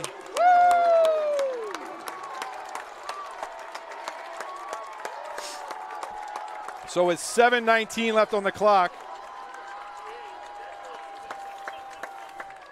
Lane Tech blocks a punt Through the back of the end zone. to make it 10-8. Dolphins got lucky there that the ball rolled out. Yes, they did, because there was a couple of Lane Tech defenders ready to pounce. So the ball rolled out of the end zone. So now the Dolphins will get a free kick to Lane. Lane will probably get great field position out of this. So again, another momentum change.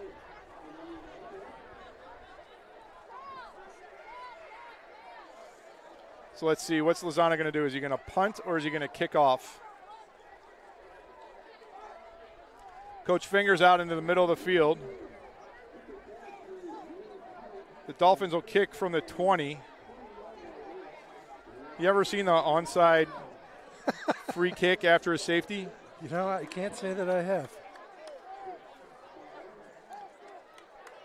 So we got Benji and Kim on their own 40.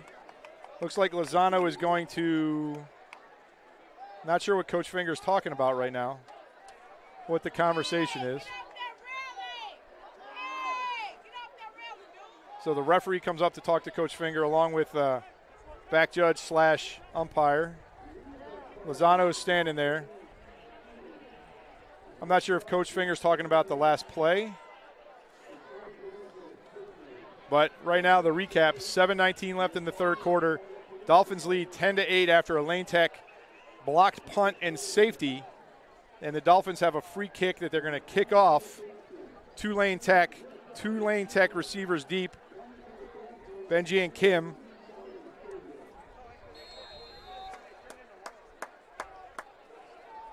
Lozano will take his normal run up. 4 Dolphins on the left, 6 Dolphins on the right. So it makes me think they're going to kick it over here toward the Lane Tech sideline. Lozano runs up. The boot. It's a good one. Benji takes it at the 25. Out to the 35. Great tackle by number 5. Quinn Duhan with the shoestring tackle at the 50-yard line. So 25-yard return for Benji. And Lane Tech will take over. Yeah, first and 10 on the 50. It'll be on YouTube. It'll be on YouTube? Yeah.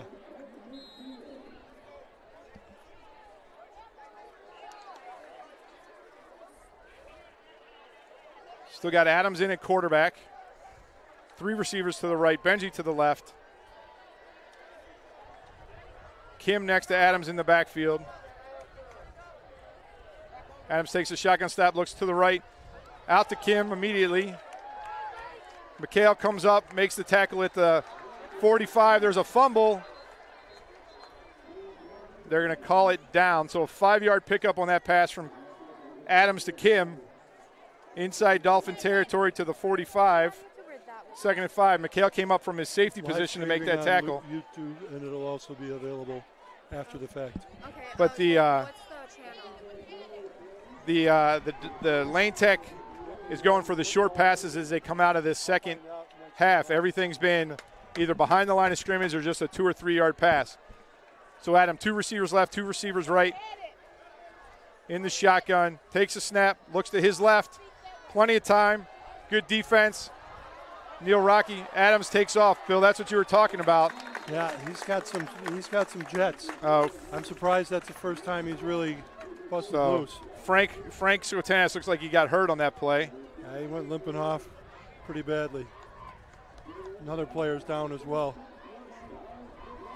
So we got 2 Dolphins down inside the 40-yard line. They're going to place the ball at the 36. So a 9-yard pickup for Adams. Going to be first and 10 for Lane Tech. Lane Tech comes to the sidelines. So it looks like a cramp. Trying to see who else is over there. So Alex Dales was the other player. It looks like cramps for both of them, Bill. Pass out the bananas and the salt tablets. Yeah. Who was the snack mom? So Time a lot to of start pointing fingers. A lot of momentum for Lane Tech right now, Bill. 6:27 in the third. They have first and 10 on their Dolphin 36. And the Dolphins, who seem to have an answer for the passing game in the second quarter, are all of a sudden stymied. And at least for this play, 2 of your better defensive players are going to be out. Tony, what's the name of our live stream here? We're on the Whitney Young YouTube football channel. So let's see what we got. We still got Clayton and White as linebackers. Will Carter comes in as the right linebacker in place of Alex Dales. Neil Rocky's in for Frank Skotanis for the first time. So Adams in the shotgun, 2 receivers left, 2 receivers right. The clock starts. Adams straight back, looks down the middle, underneath to Kim. Clayton comes up, makes the tackle, but Kim is able to stumble forward down to the 33-yard line.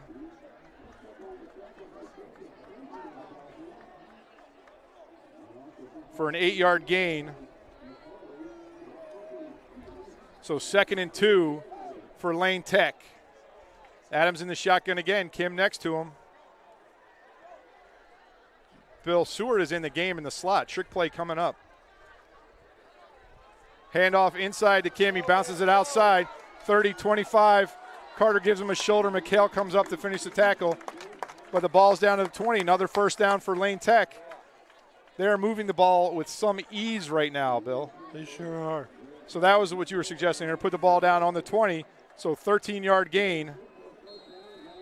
But that was the run play that you were talking about at halftime, just to keep the Dolphins off balance because everybody's looking for that pass. So you have Seward in the game as a receiver with Adams as a quarterback, Kim as a running back in the backfield. Galvadon now goes out to the right as a sole receiver, 3 to the left. Adams waits for the snap. Gets a snap, rolls out to the right, the pitch to Kim, cuts it inside to the 10, 15. Gets down to about the 11-yard line. McHale comes up to make a tackle again. But another big gain, 2nd and short. They're going to put that down at the 12-yard line. So an 8-yard gain for Kim. And right now, Lane Tech's clicking on everything. Yeah, they've opened things up and given themselves a lot more options. Adams going to be in the shotgun again. Kim still in the backfield. 2 receivers left, 2 receivers right. It's getting old saying that. It's just to say normal Lane Tech formation. Well, they had 3 left and one right before last play. Adams takes a snap, looks left, under a little pressure, scrambles. There's a flag. Is going to be holding.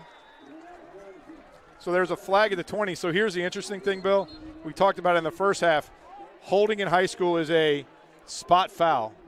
10 yards from where the flag is. So if he's throwing that if the referee throws it at the 20 and they go back to the 30, that is in essence an 18-yard penalty. Well, that couldn't have come at a better time. So Lane Tech is backing up. So from 2nd and 2 on the 12. We'll start marching it off from the 20. Yeah, we're going to go to 2nd and 20 from the 30. So here's a break for the Dolphins if they can take advantage of it. The clock is going to roll under 4 minutes by the time we snap this ball.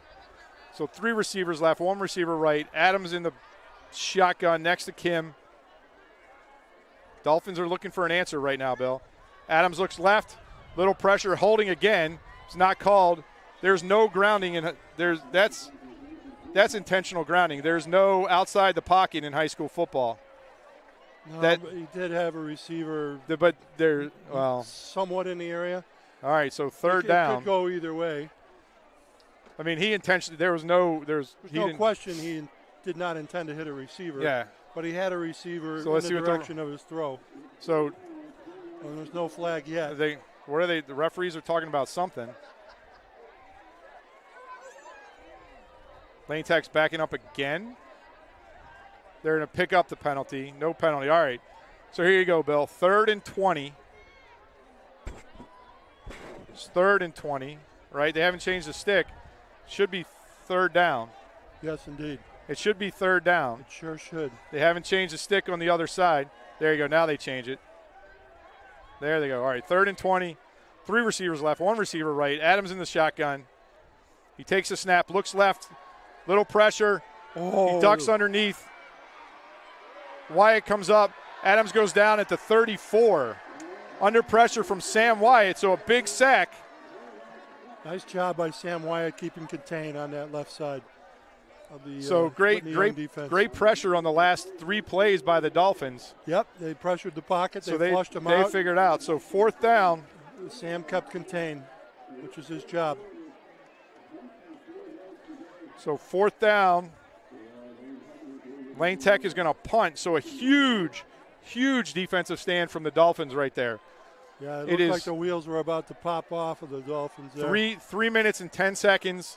We've got Dale back on the field, but I haven't seen Frank Skatanis back in the game yet. So Whitney Young doesn't believe anything that Lane Tech is doing right now. Anthony Hood is not deep. They're going to hope this ball goes in the end zone. They're hoping for a big bounce. And they got it. I'm not sure what Yolich was doing down there. He had no business standing by the ball. Very, very much too close for comfort. That's a dangerous game down there. Just run away. Whatever you do, run away. There's absolutely no upside and a lot of downside. He's a freshman, so we'll give him a little bit of a break, but I'm sure he's going to get a talking to from Coach. Chew his ear pretty good. All right, game reset. Here you go, Bill. Now Frank Skatanis is back in the game. 10-8 Dolphins. 2 minutes 47 seconds left in the third quarter. Dolphins 1st and 10 on their own 20. But they haven't been able to do anything this half so far. 5 plays on the first drive and a 3-and-out on the 3-and-out and a safety on the second drive. So here they go. McHale in the shotgun. Skatanis behind him. McHale drops back. Quick pass out to Anthony Hood. Out to the 26-yard line, 27-yard line. So no time for the pressure on that one. Just a quick pitch. And I think that's where you have to go. At some point, Anthony Hood's going to be able to break that. So they put it down at the 26. 6-yard gain, 2nd and 4. Yeah, now, I would ask give him a little room to operate. He could bust one. I would ask that they don't run this ball up the middle. I'd like to see them fake it up the Whatever middle. They do, don't run the ball up the middle. Throw it to the side. So McHale in the shotgun. Throw it out in the flat. Carter, Wyatt, and Hood. Little confusion by the Dolphins. And when you say a little. Carter, the freshman, not sure where he's going. I'm not sure he knows which game he's in. All right, 3 receivers to the right finally. McHale under center. Ooh. McHale just swarmed under. So the two-step drop under in this defense is not a call I would make. Under center bad. So the ball's back at the 22, a 4-yard loss. I mean, the Lane Tech's just bringing everybody every time. So you either got to change the snap count, try and get them to jump offside, be in the shotgun, or some combination of everything. But there was no chance for that play at all. No, absolutely. 7 guys in the box right now. Everybody's blitzing. McHale takes a snap, looks to his right, looks back to his left. Plenty of time. Little short to Anthony Hood. So 4th down from the 22. We're under a minute. There's 59 seconds left in this third quarter. The only scoring so far is a Lane Tech safety that made the score 10-8. But the Dolphins have been unable to move the ball here in the third quarter.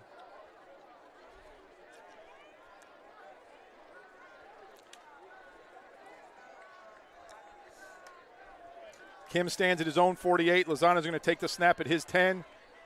Clayton comes back into the formation, going left to right.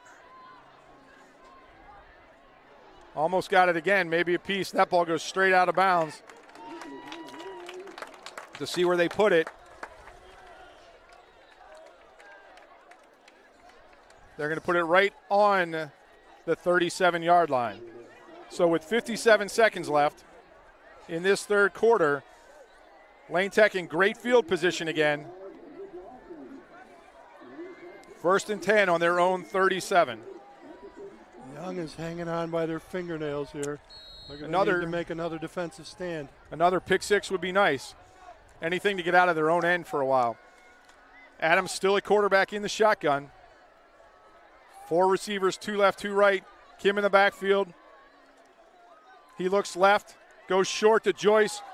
Joyce down to the 30. They'll mark it at the 31. So a 6-yard pickup.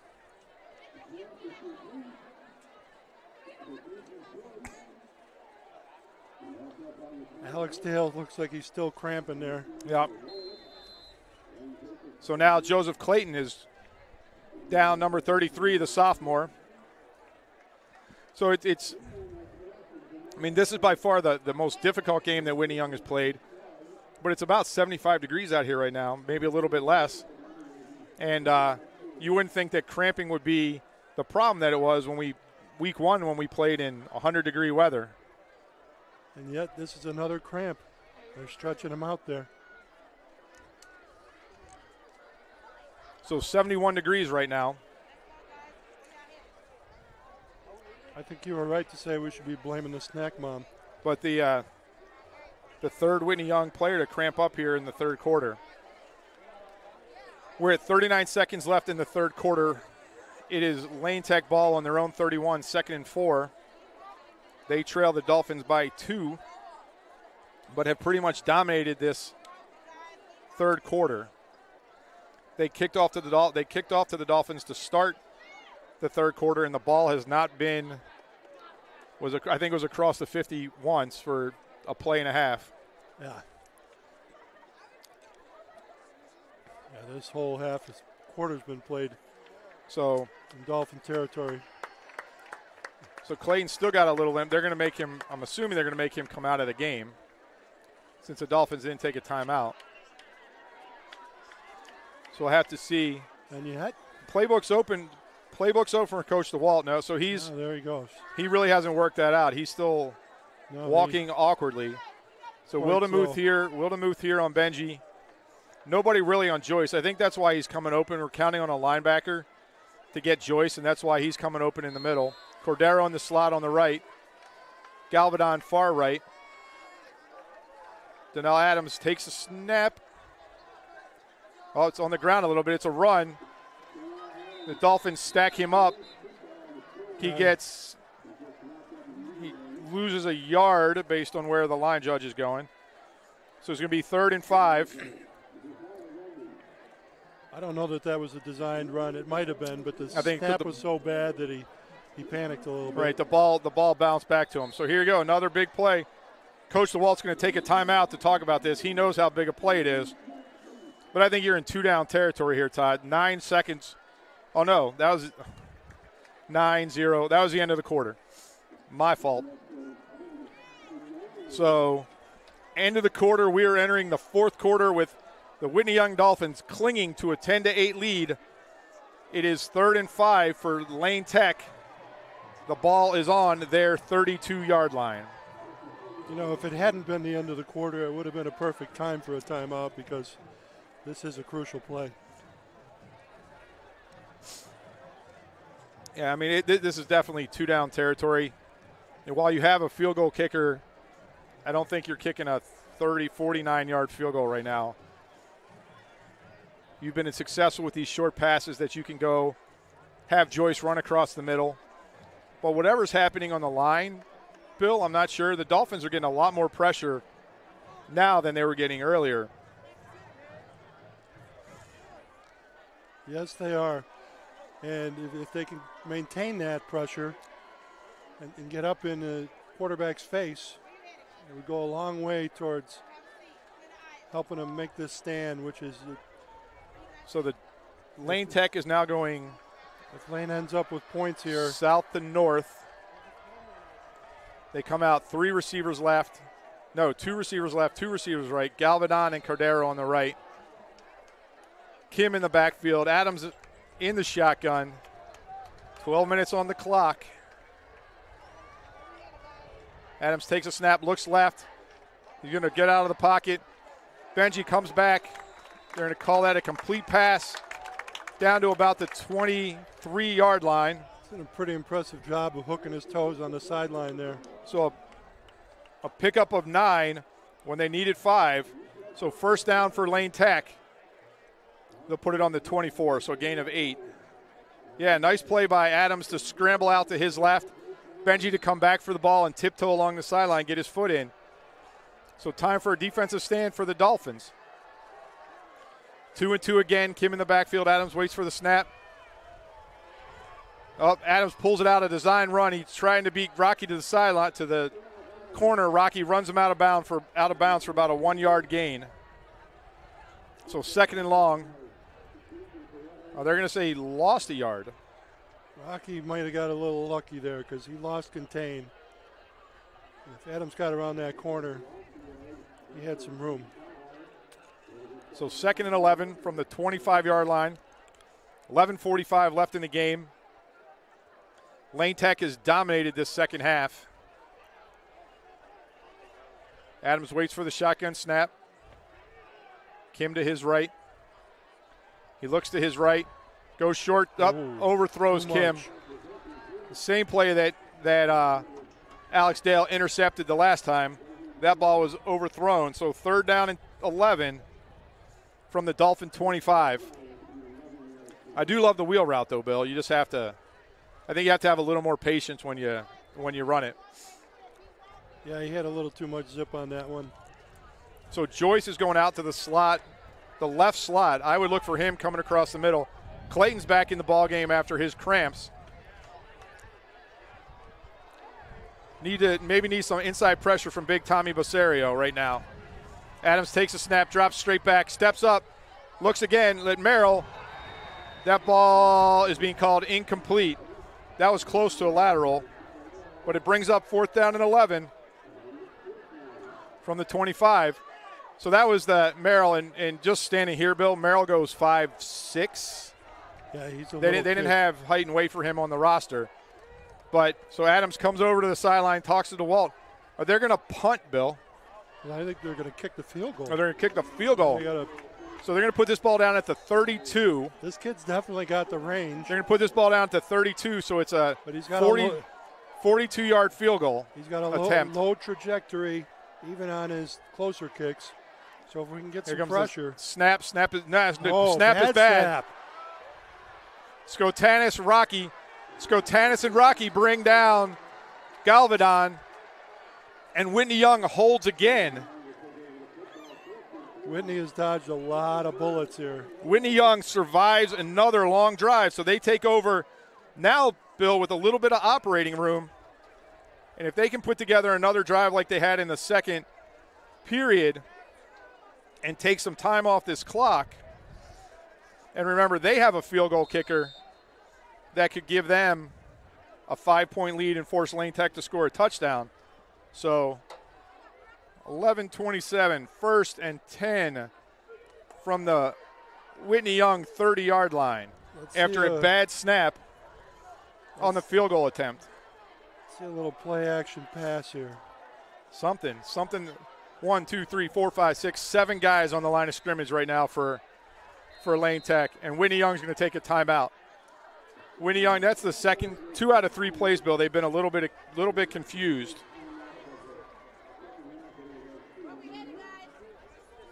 So 2 timeouts left for Whitney Young, 3 timeouts for Lane Tech. Keep an eye on that, but Whitney Young's played a couple freshmen so far this year, and I think there's some confusion right now.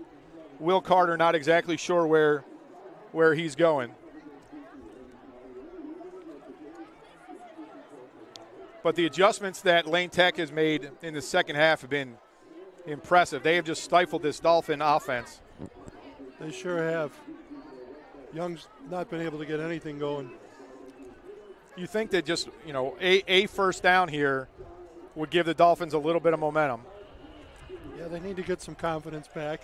So Wildemuth's coming to the left. Put together a couple of plays. Yolich in the backfield, so no Skotanis in the backfield right now. Carter, Hood, and Dale to the right of McHale. Is there a bomb threat in here or what? What's all these kids? Oh, that was bad. So great defense by Lane Tech right there. Number 40, Michael Asante came unblocked and hit McHale. McHale had to pull down the ball because the screen pass just wasn't there. He wanted to throw wasn't there, so he did well not to fumble that because he took a big hit from his blind side. That's a loss all the way back to the 23. So 2nd and 17.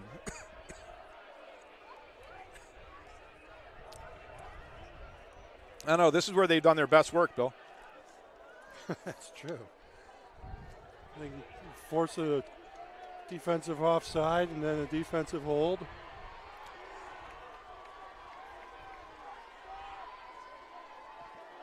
Good snap, rolling right, firing right. Nice. So gets back to the original line of scrimmage.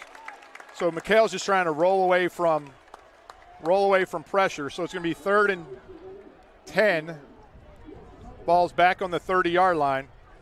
So Asante, number 40, he's a 5'10", 178-pound senior. That's the second time he came unblocked. I'm not sure what's going on all of a sudden with the Dolphin offensive line, but Asante clearly has number 12 in his sights. So the only problem now is you're on the right hash. McHale's a right-handed quarterback. Not a lot of place for him to roll.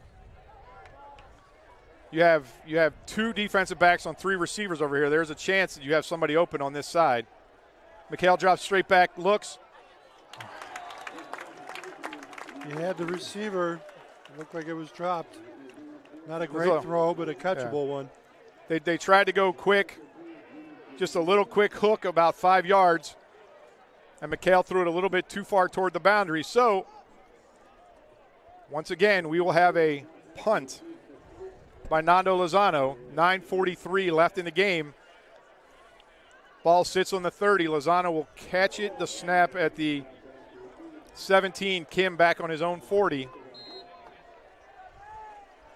And Lane Tech will have another chance. Here comes Amos in motion. Not a great snap. Good punt. Angled over to the sideline. Gets it at the 42. Who is that? Number 22 for the Dolphins. Comes up and makes a nice tackle. Julian Ramirez, the senior, 5'11", 176, stopped Kim in his tracks at the 50-yard line. But here we go again. 9:29. Kim gave as good as he got on that one. Ramirez ended up on his shoulder blades. 1st and 10. But it was a good collision. 1st and 10 on the 50. So how much longer can the Dolphins just absorb this pressure from Lane Tech? Oh, we have a quarterback change, Bill. Yes, we do. Back to the interesting, yeah. So Seward back in the game. He throws it up. Uh-oh. Cordero.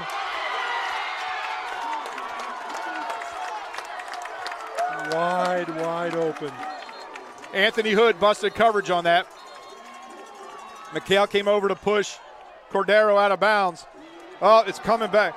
There's a holding penalty, Bill. Oh, dear. So that ball would have been down on the 25-yard line, and instead it's going to be almost a 16-yard penalty. Well, that makes me feel better about my terrible camera work on that play. Yeah, so here's the thing. I'm not sure, I wasn't watching what Anthony Hood did, but that ball was in the air for a long time. Yes, it was. And I don't know if Hood bid on a short move, but now the ball's going to be back all the way on the 35-yard line. A 15-yard penalty, making it 1st and 25. That was a godsend for Young. And the clock's running, 9:17. So Wildemith comes to the left. He's got Galvadon. They put Hood on Benji on the far left side. Seward in the shotgun, waiting for the snap. Hands off to Kim. Kim gets 11 yards out to the 46.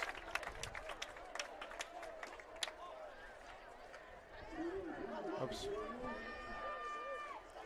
So out to the 45. You know what? Sometimes what the officials see and I see are two completely different things. So a pickup of 10.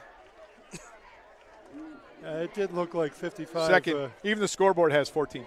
Second and 15. 2-2 for Seward. Kim in the backfield. McHale the single safety. Snap is good. Seward looks to his left. Little high for Galvadon at the 50. Little high and a little hot.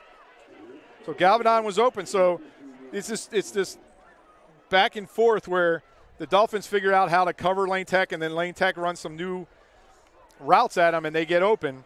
So here you go, Bill. 3rd and 15 from the Lane Tech 45. Seward in. I'm trying to look for Adams. He doesn't. Nobody appears to be hurt, so it's just excuse me. Coach DeWalt to change. He's right on the 50. So here comes Cadoro in motion to the right side. 3 on the right now. Benji on the left. Kim to the left of Seward. Seward waiting for the snap. 2 safeties now for the Dolphins. Seward straight back. Pressure. Ooh. Gets away from Rocky. Oh! No! So here you go. So that's a crackback block. well, but here's the problem. Neil Rocky, sorry for my outburst. Neil Rocky started taunting Galvadon after the block. So first, James Clayton looks like he's okay on the crackback block by Galvadon. Then Neil Rocky got in Galvadon's face, and I think it's another 15-yard penalty. So the pickup was 2 yards to the 48. So personal foul, crackback.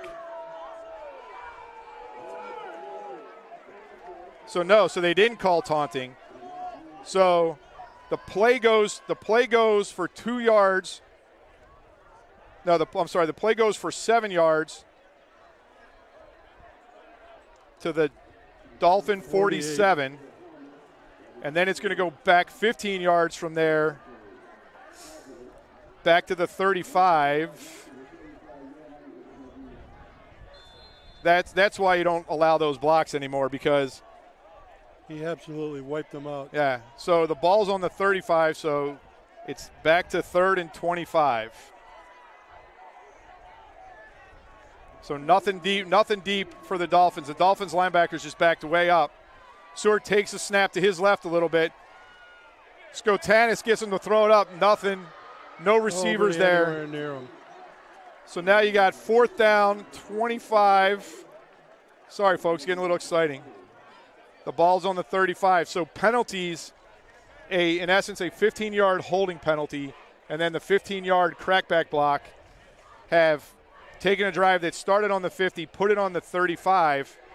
There's 7 minutes and 59 seconds left in the game, and the Dolphins should get the ball back. Anthony Hood goes deep. Olsen stands on his 23-yard line. Hood's on his own 30.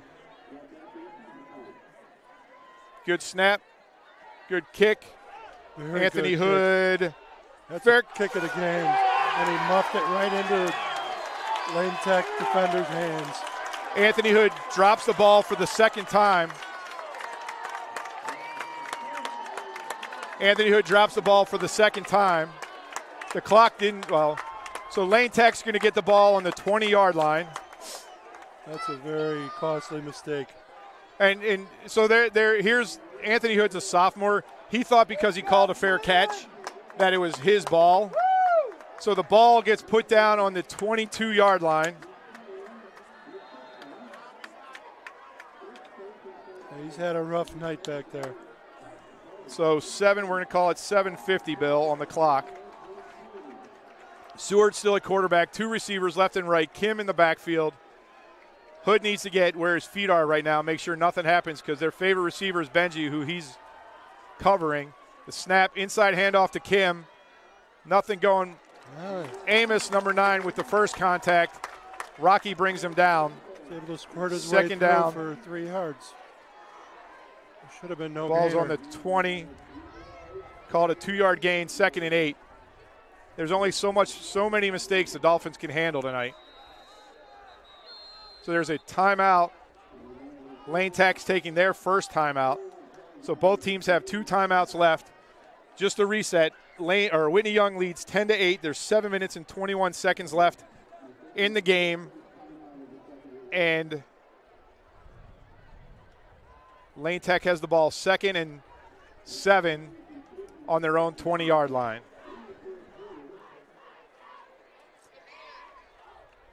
Yeah, that's the second muffed punt tonight from Anthony Hood.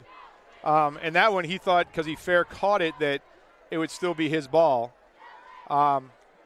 Didn't really make the basket, let it get on his shoulder pads. A nice punt. The ball was all the way back at the punt of the night for sure. 20-yard line.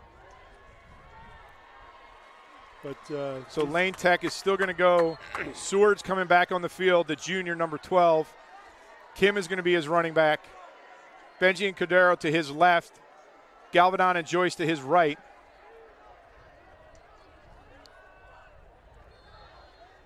One safety for the Dolphins.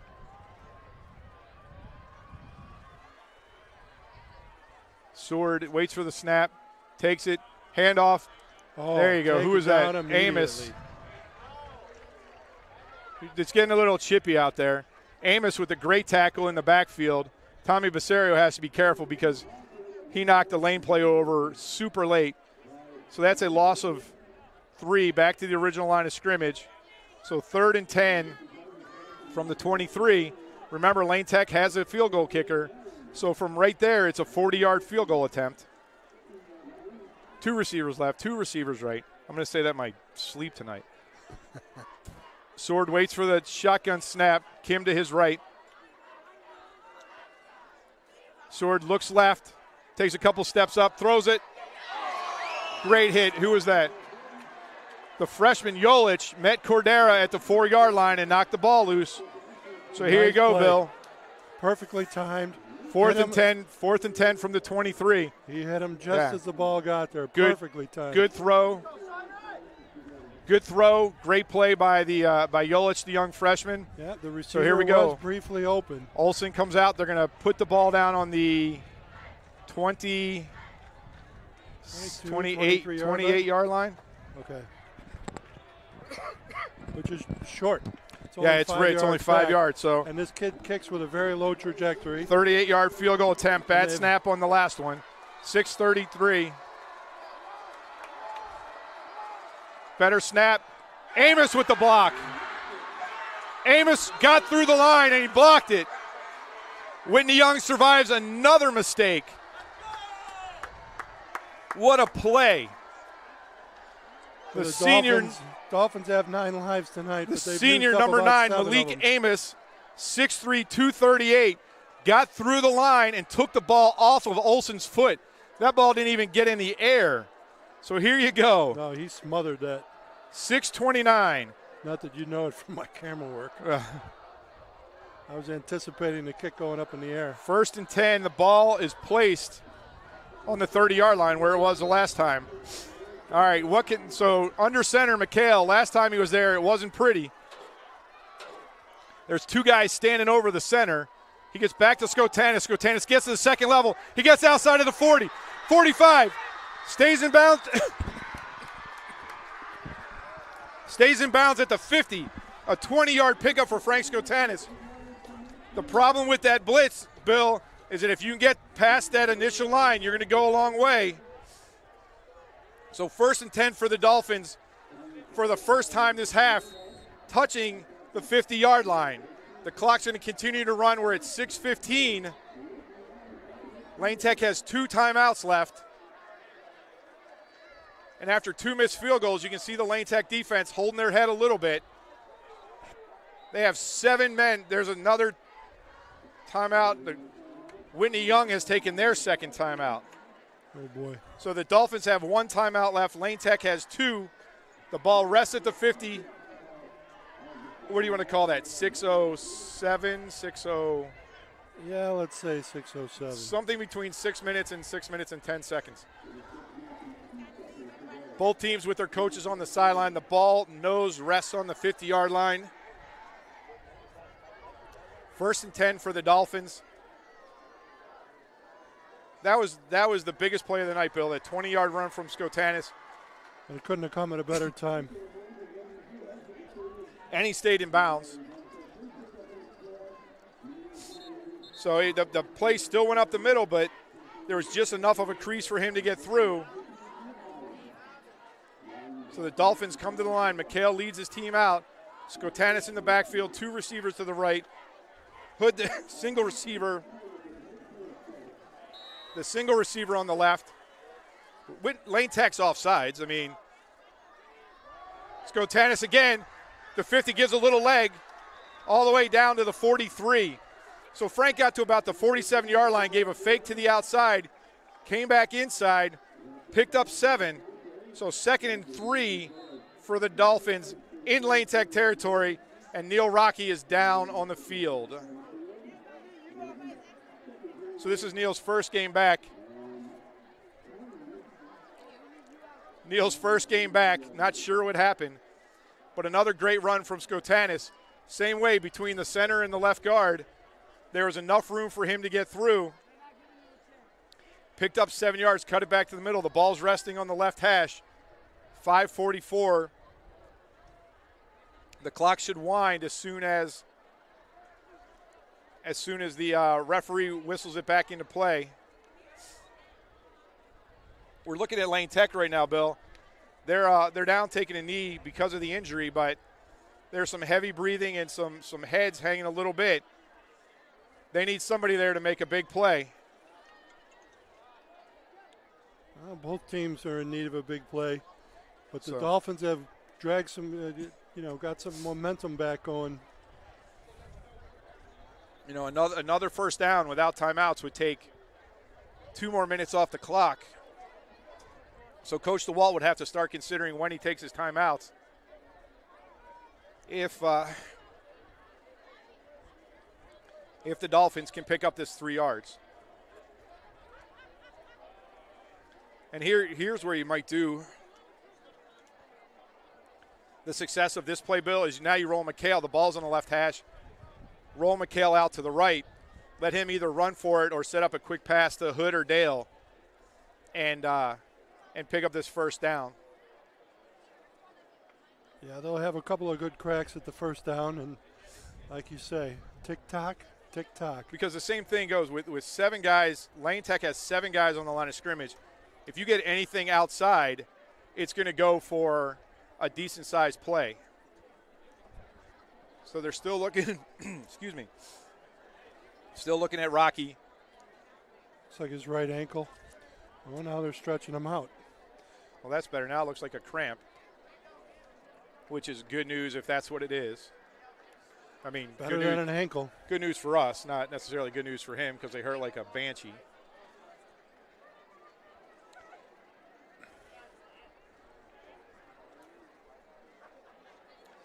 Still, I mean, so here's the problem though. So I think part of the surge. So Neil's missed the first 2 games.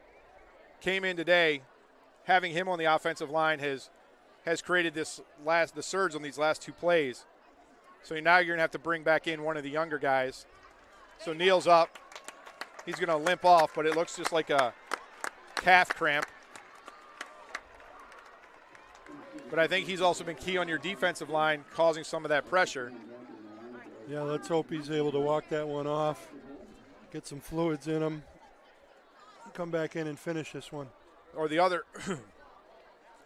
option you have is big number 77, Tommy Basario. Find him and run right over him. Let him bulldoze somebody. Right now he's lined up against number 51, Dylan Drotz. Drotz goes 195. Tommy Basario goes 295. So if Skotanis can find him. Right now the Dolphins come out of I formation. Clayton is the fullback. Skotanis in the dots the I. 2 receivers right. Dale tight left. McHale takes from under center, gives us Skotanis. Skotanis breaks a tackle down to the 40, inside the 40 to the 30. Got the first to down. the 37. That is huge. So first down for Skotanis. They keep running left. Now Tommy Basario's cramping. Dolphins are going to run out of players. And the problem is, we don't want anybody hurt, but you lose the advantage of 40 seconds running off the clock. So the referee winds it at 5:27, 1st and 10 for the Dolphins at their own 38. I could have sworn he got down to like the 36. So Skotanis a single setback. McHale under center. Dale as an H-back. 2 receivers, 1 left, 1 right. McHale's now waiting for the back judge to give him the 10-second signal. Dolphins are going to start trying to milk this clock with 5 minutes left.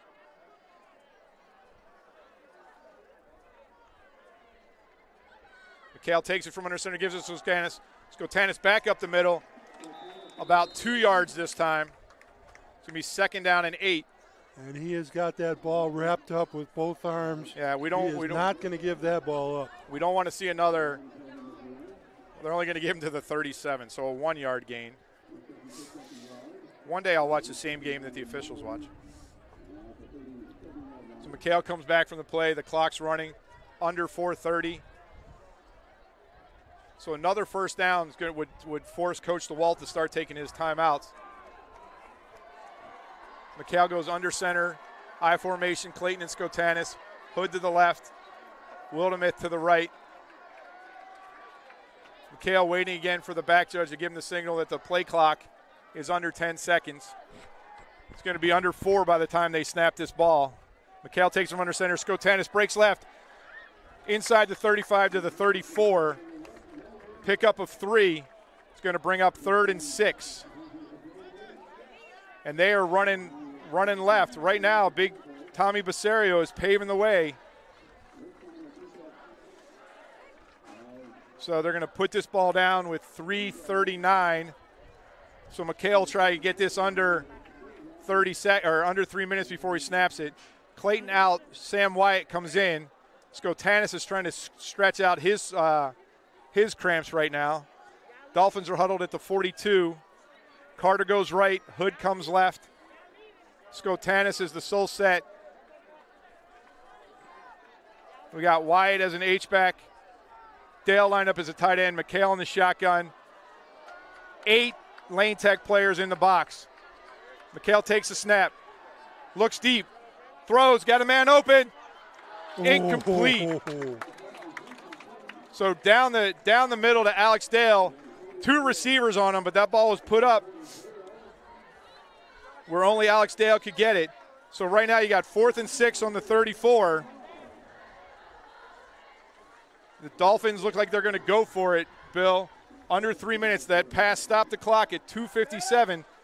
Lane Tech still has 2 timeouts. I look for something quick here, either to Anthony Hood on the outside or to find Alex Dale in the flat. That play's worked well early in this season. So the Dolphins come to the line. Ball on the left hash. Hood and Wildemith on the left. 2 receivers right. Skotanis in the backfield.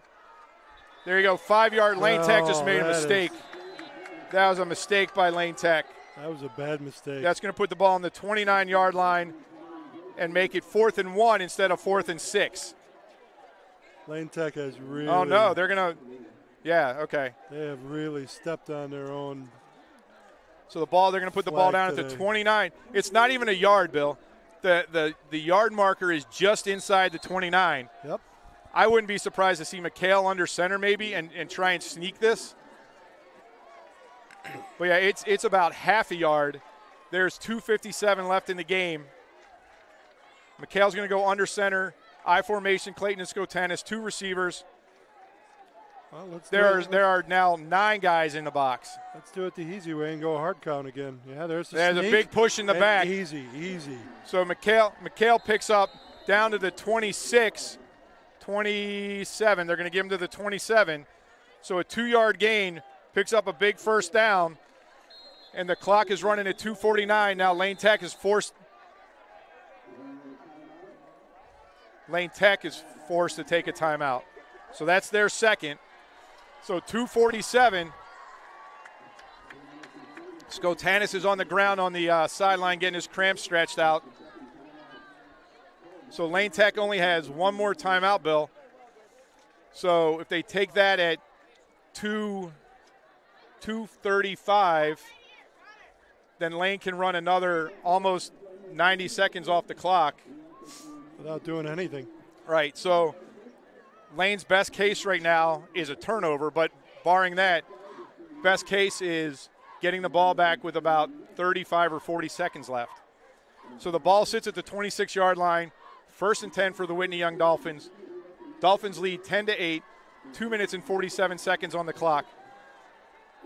This drive started with 6:29 on the clock on the 30-yard line after Malik Amos blocked a field goal.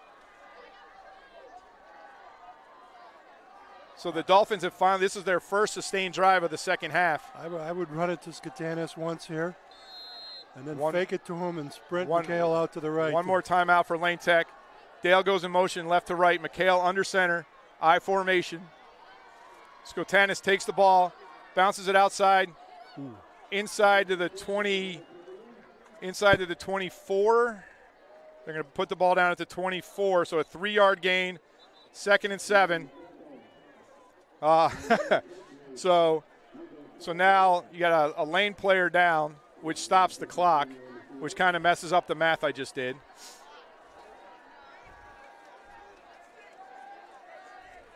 So hopefully the player is okay. So they'll wind the clock as soon as the referee sets it. We'll see if Lane takes their last timeout here, if they wait for 2nd down to stop the 40. So a 3-yard gain by Skatanis. Skatanis is on his back again, trying to get stretched out. The Dolphin fans are probably a little premature with their. They are entirely premature, but they're not on. They think this is in the bag. I would not kiss this one goodbye just yet. But the Dolphins have so far have survived multiple mistakes and attacks by this Lane Tech team. The Lane Tech faithful doesn't seem too convinced that there's going to be a comeback. They're streaming for the exits.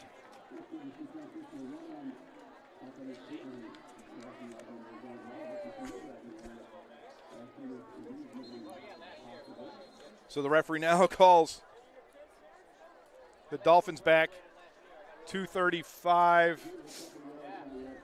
He should run the clock as soon as the Dolphins are in place. He'll wind it. He didn't wind it. Does that mean that Lane Tech took their last timeout? Now he's winding. Now there he goes. McHale had to remind him to start the clock. So McHale, there's no play clock here at Lane Tech. So he'll wait for the back judge to give him a signal that there's less than 10 seconds left on the virtual play clock. Ball rests on the left hash. There you go. Back judge puts his hands up. Skatanis straight up the middle. So 3rd down. They're not going to give him anything on that. No, why does the side judge keeps saying Whitney Young timeout, but that's the last timeout for Lane Tech. Yes, it is. With so about 2:09. And I don't mean this the way it's going to come out. The injury helped them a little bit there, Bill. Well, I hope the young man's okay. And who knows? It might have been gamesmanship. Well, I hope the young man's okay. Stranger things have happened. But it did save him about 40 seconds. So there's we'll call it 2:09 on the clock. So instead of having to take that extra time out, they were able to save some time.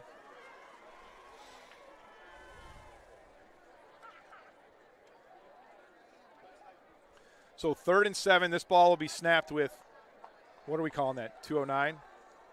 That's what I'd say. So the Dolphins will have to run a play with 1 minute and 20 seconds left, give or take, on 4th down. So they can run it down to about 1 minute 20 after this play on 4th down.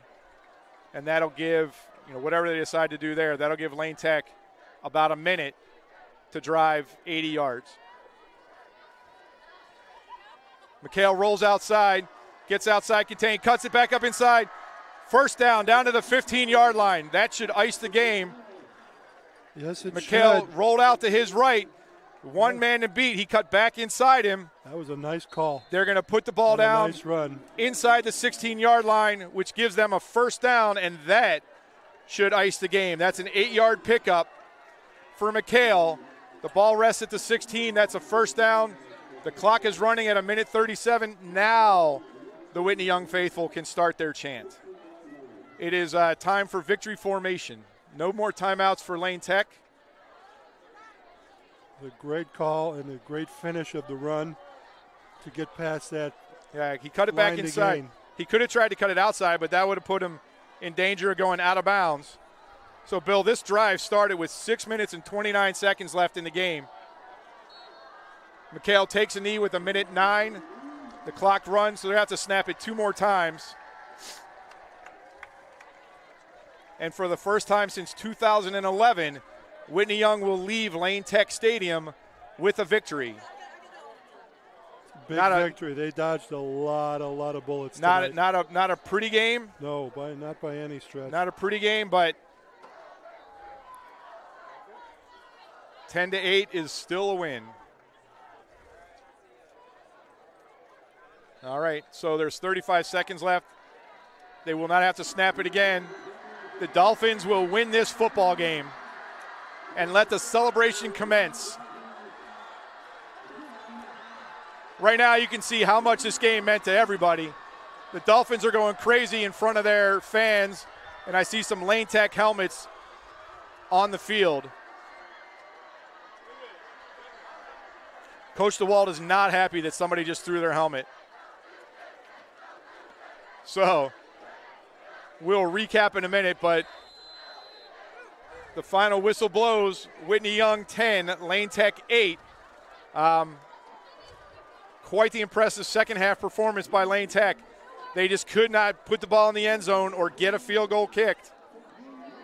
No, they had some bad luck, and they made some bad luck for themselves. Yeah. Illinois right now does not have a handshake after the game, so they waved it off. And the Dolphins will head back down to the southwest, not really the south side.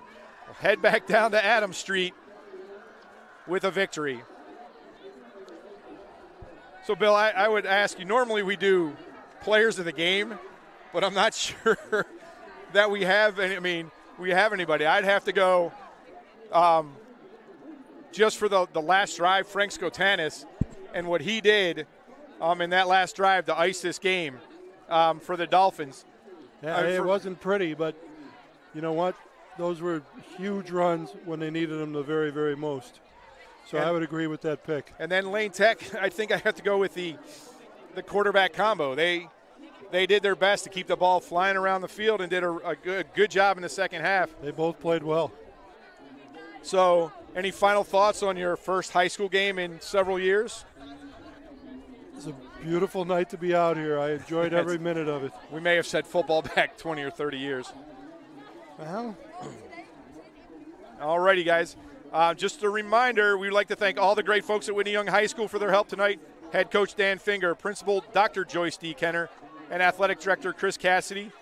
Thank you all to the fine people at Lane Tech, Coach DeWalt, athletic director Nick Legalbo, and principal Miss Edwina Thompson. Lastly, a huge thanks to my friend Bill Callahan for stepping in and making this a great evening. Your Dolphins are back at Rockne Stadium next Friday at 7:15 to face the Warriors of Westinghouse. Lane Tech will have a road game right here at Lane Stadium as the Lions of Lincoln Park make their way to the corner of Western and Addison at 7 o'clock. Whitney Young continues their winning ways, beginning 3-0, and carries a ton of momentum into their clash next week. Lane loses and falls to 0-3 on the season. For everyone at Whitney Young Football, for Bill O'Callahan, this is Tony McHale saying good night from Lane Stadium in Chicago, Illinois, the greatest city in the world. So long, everybody. good night, everybody.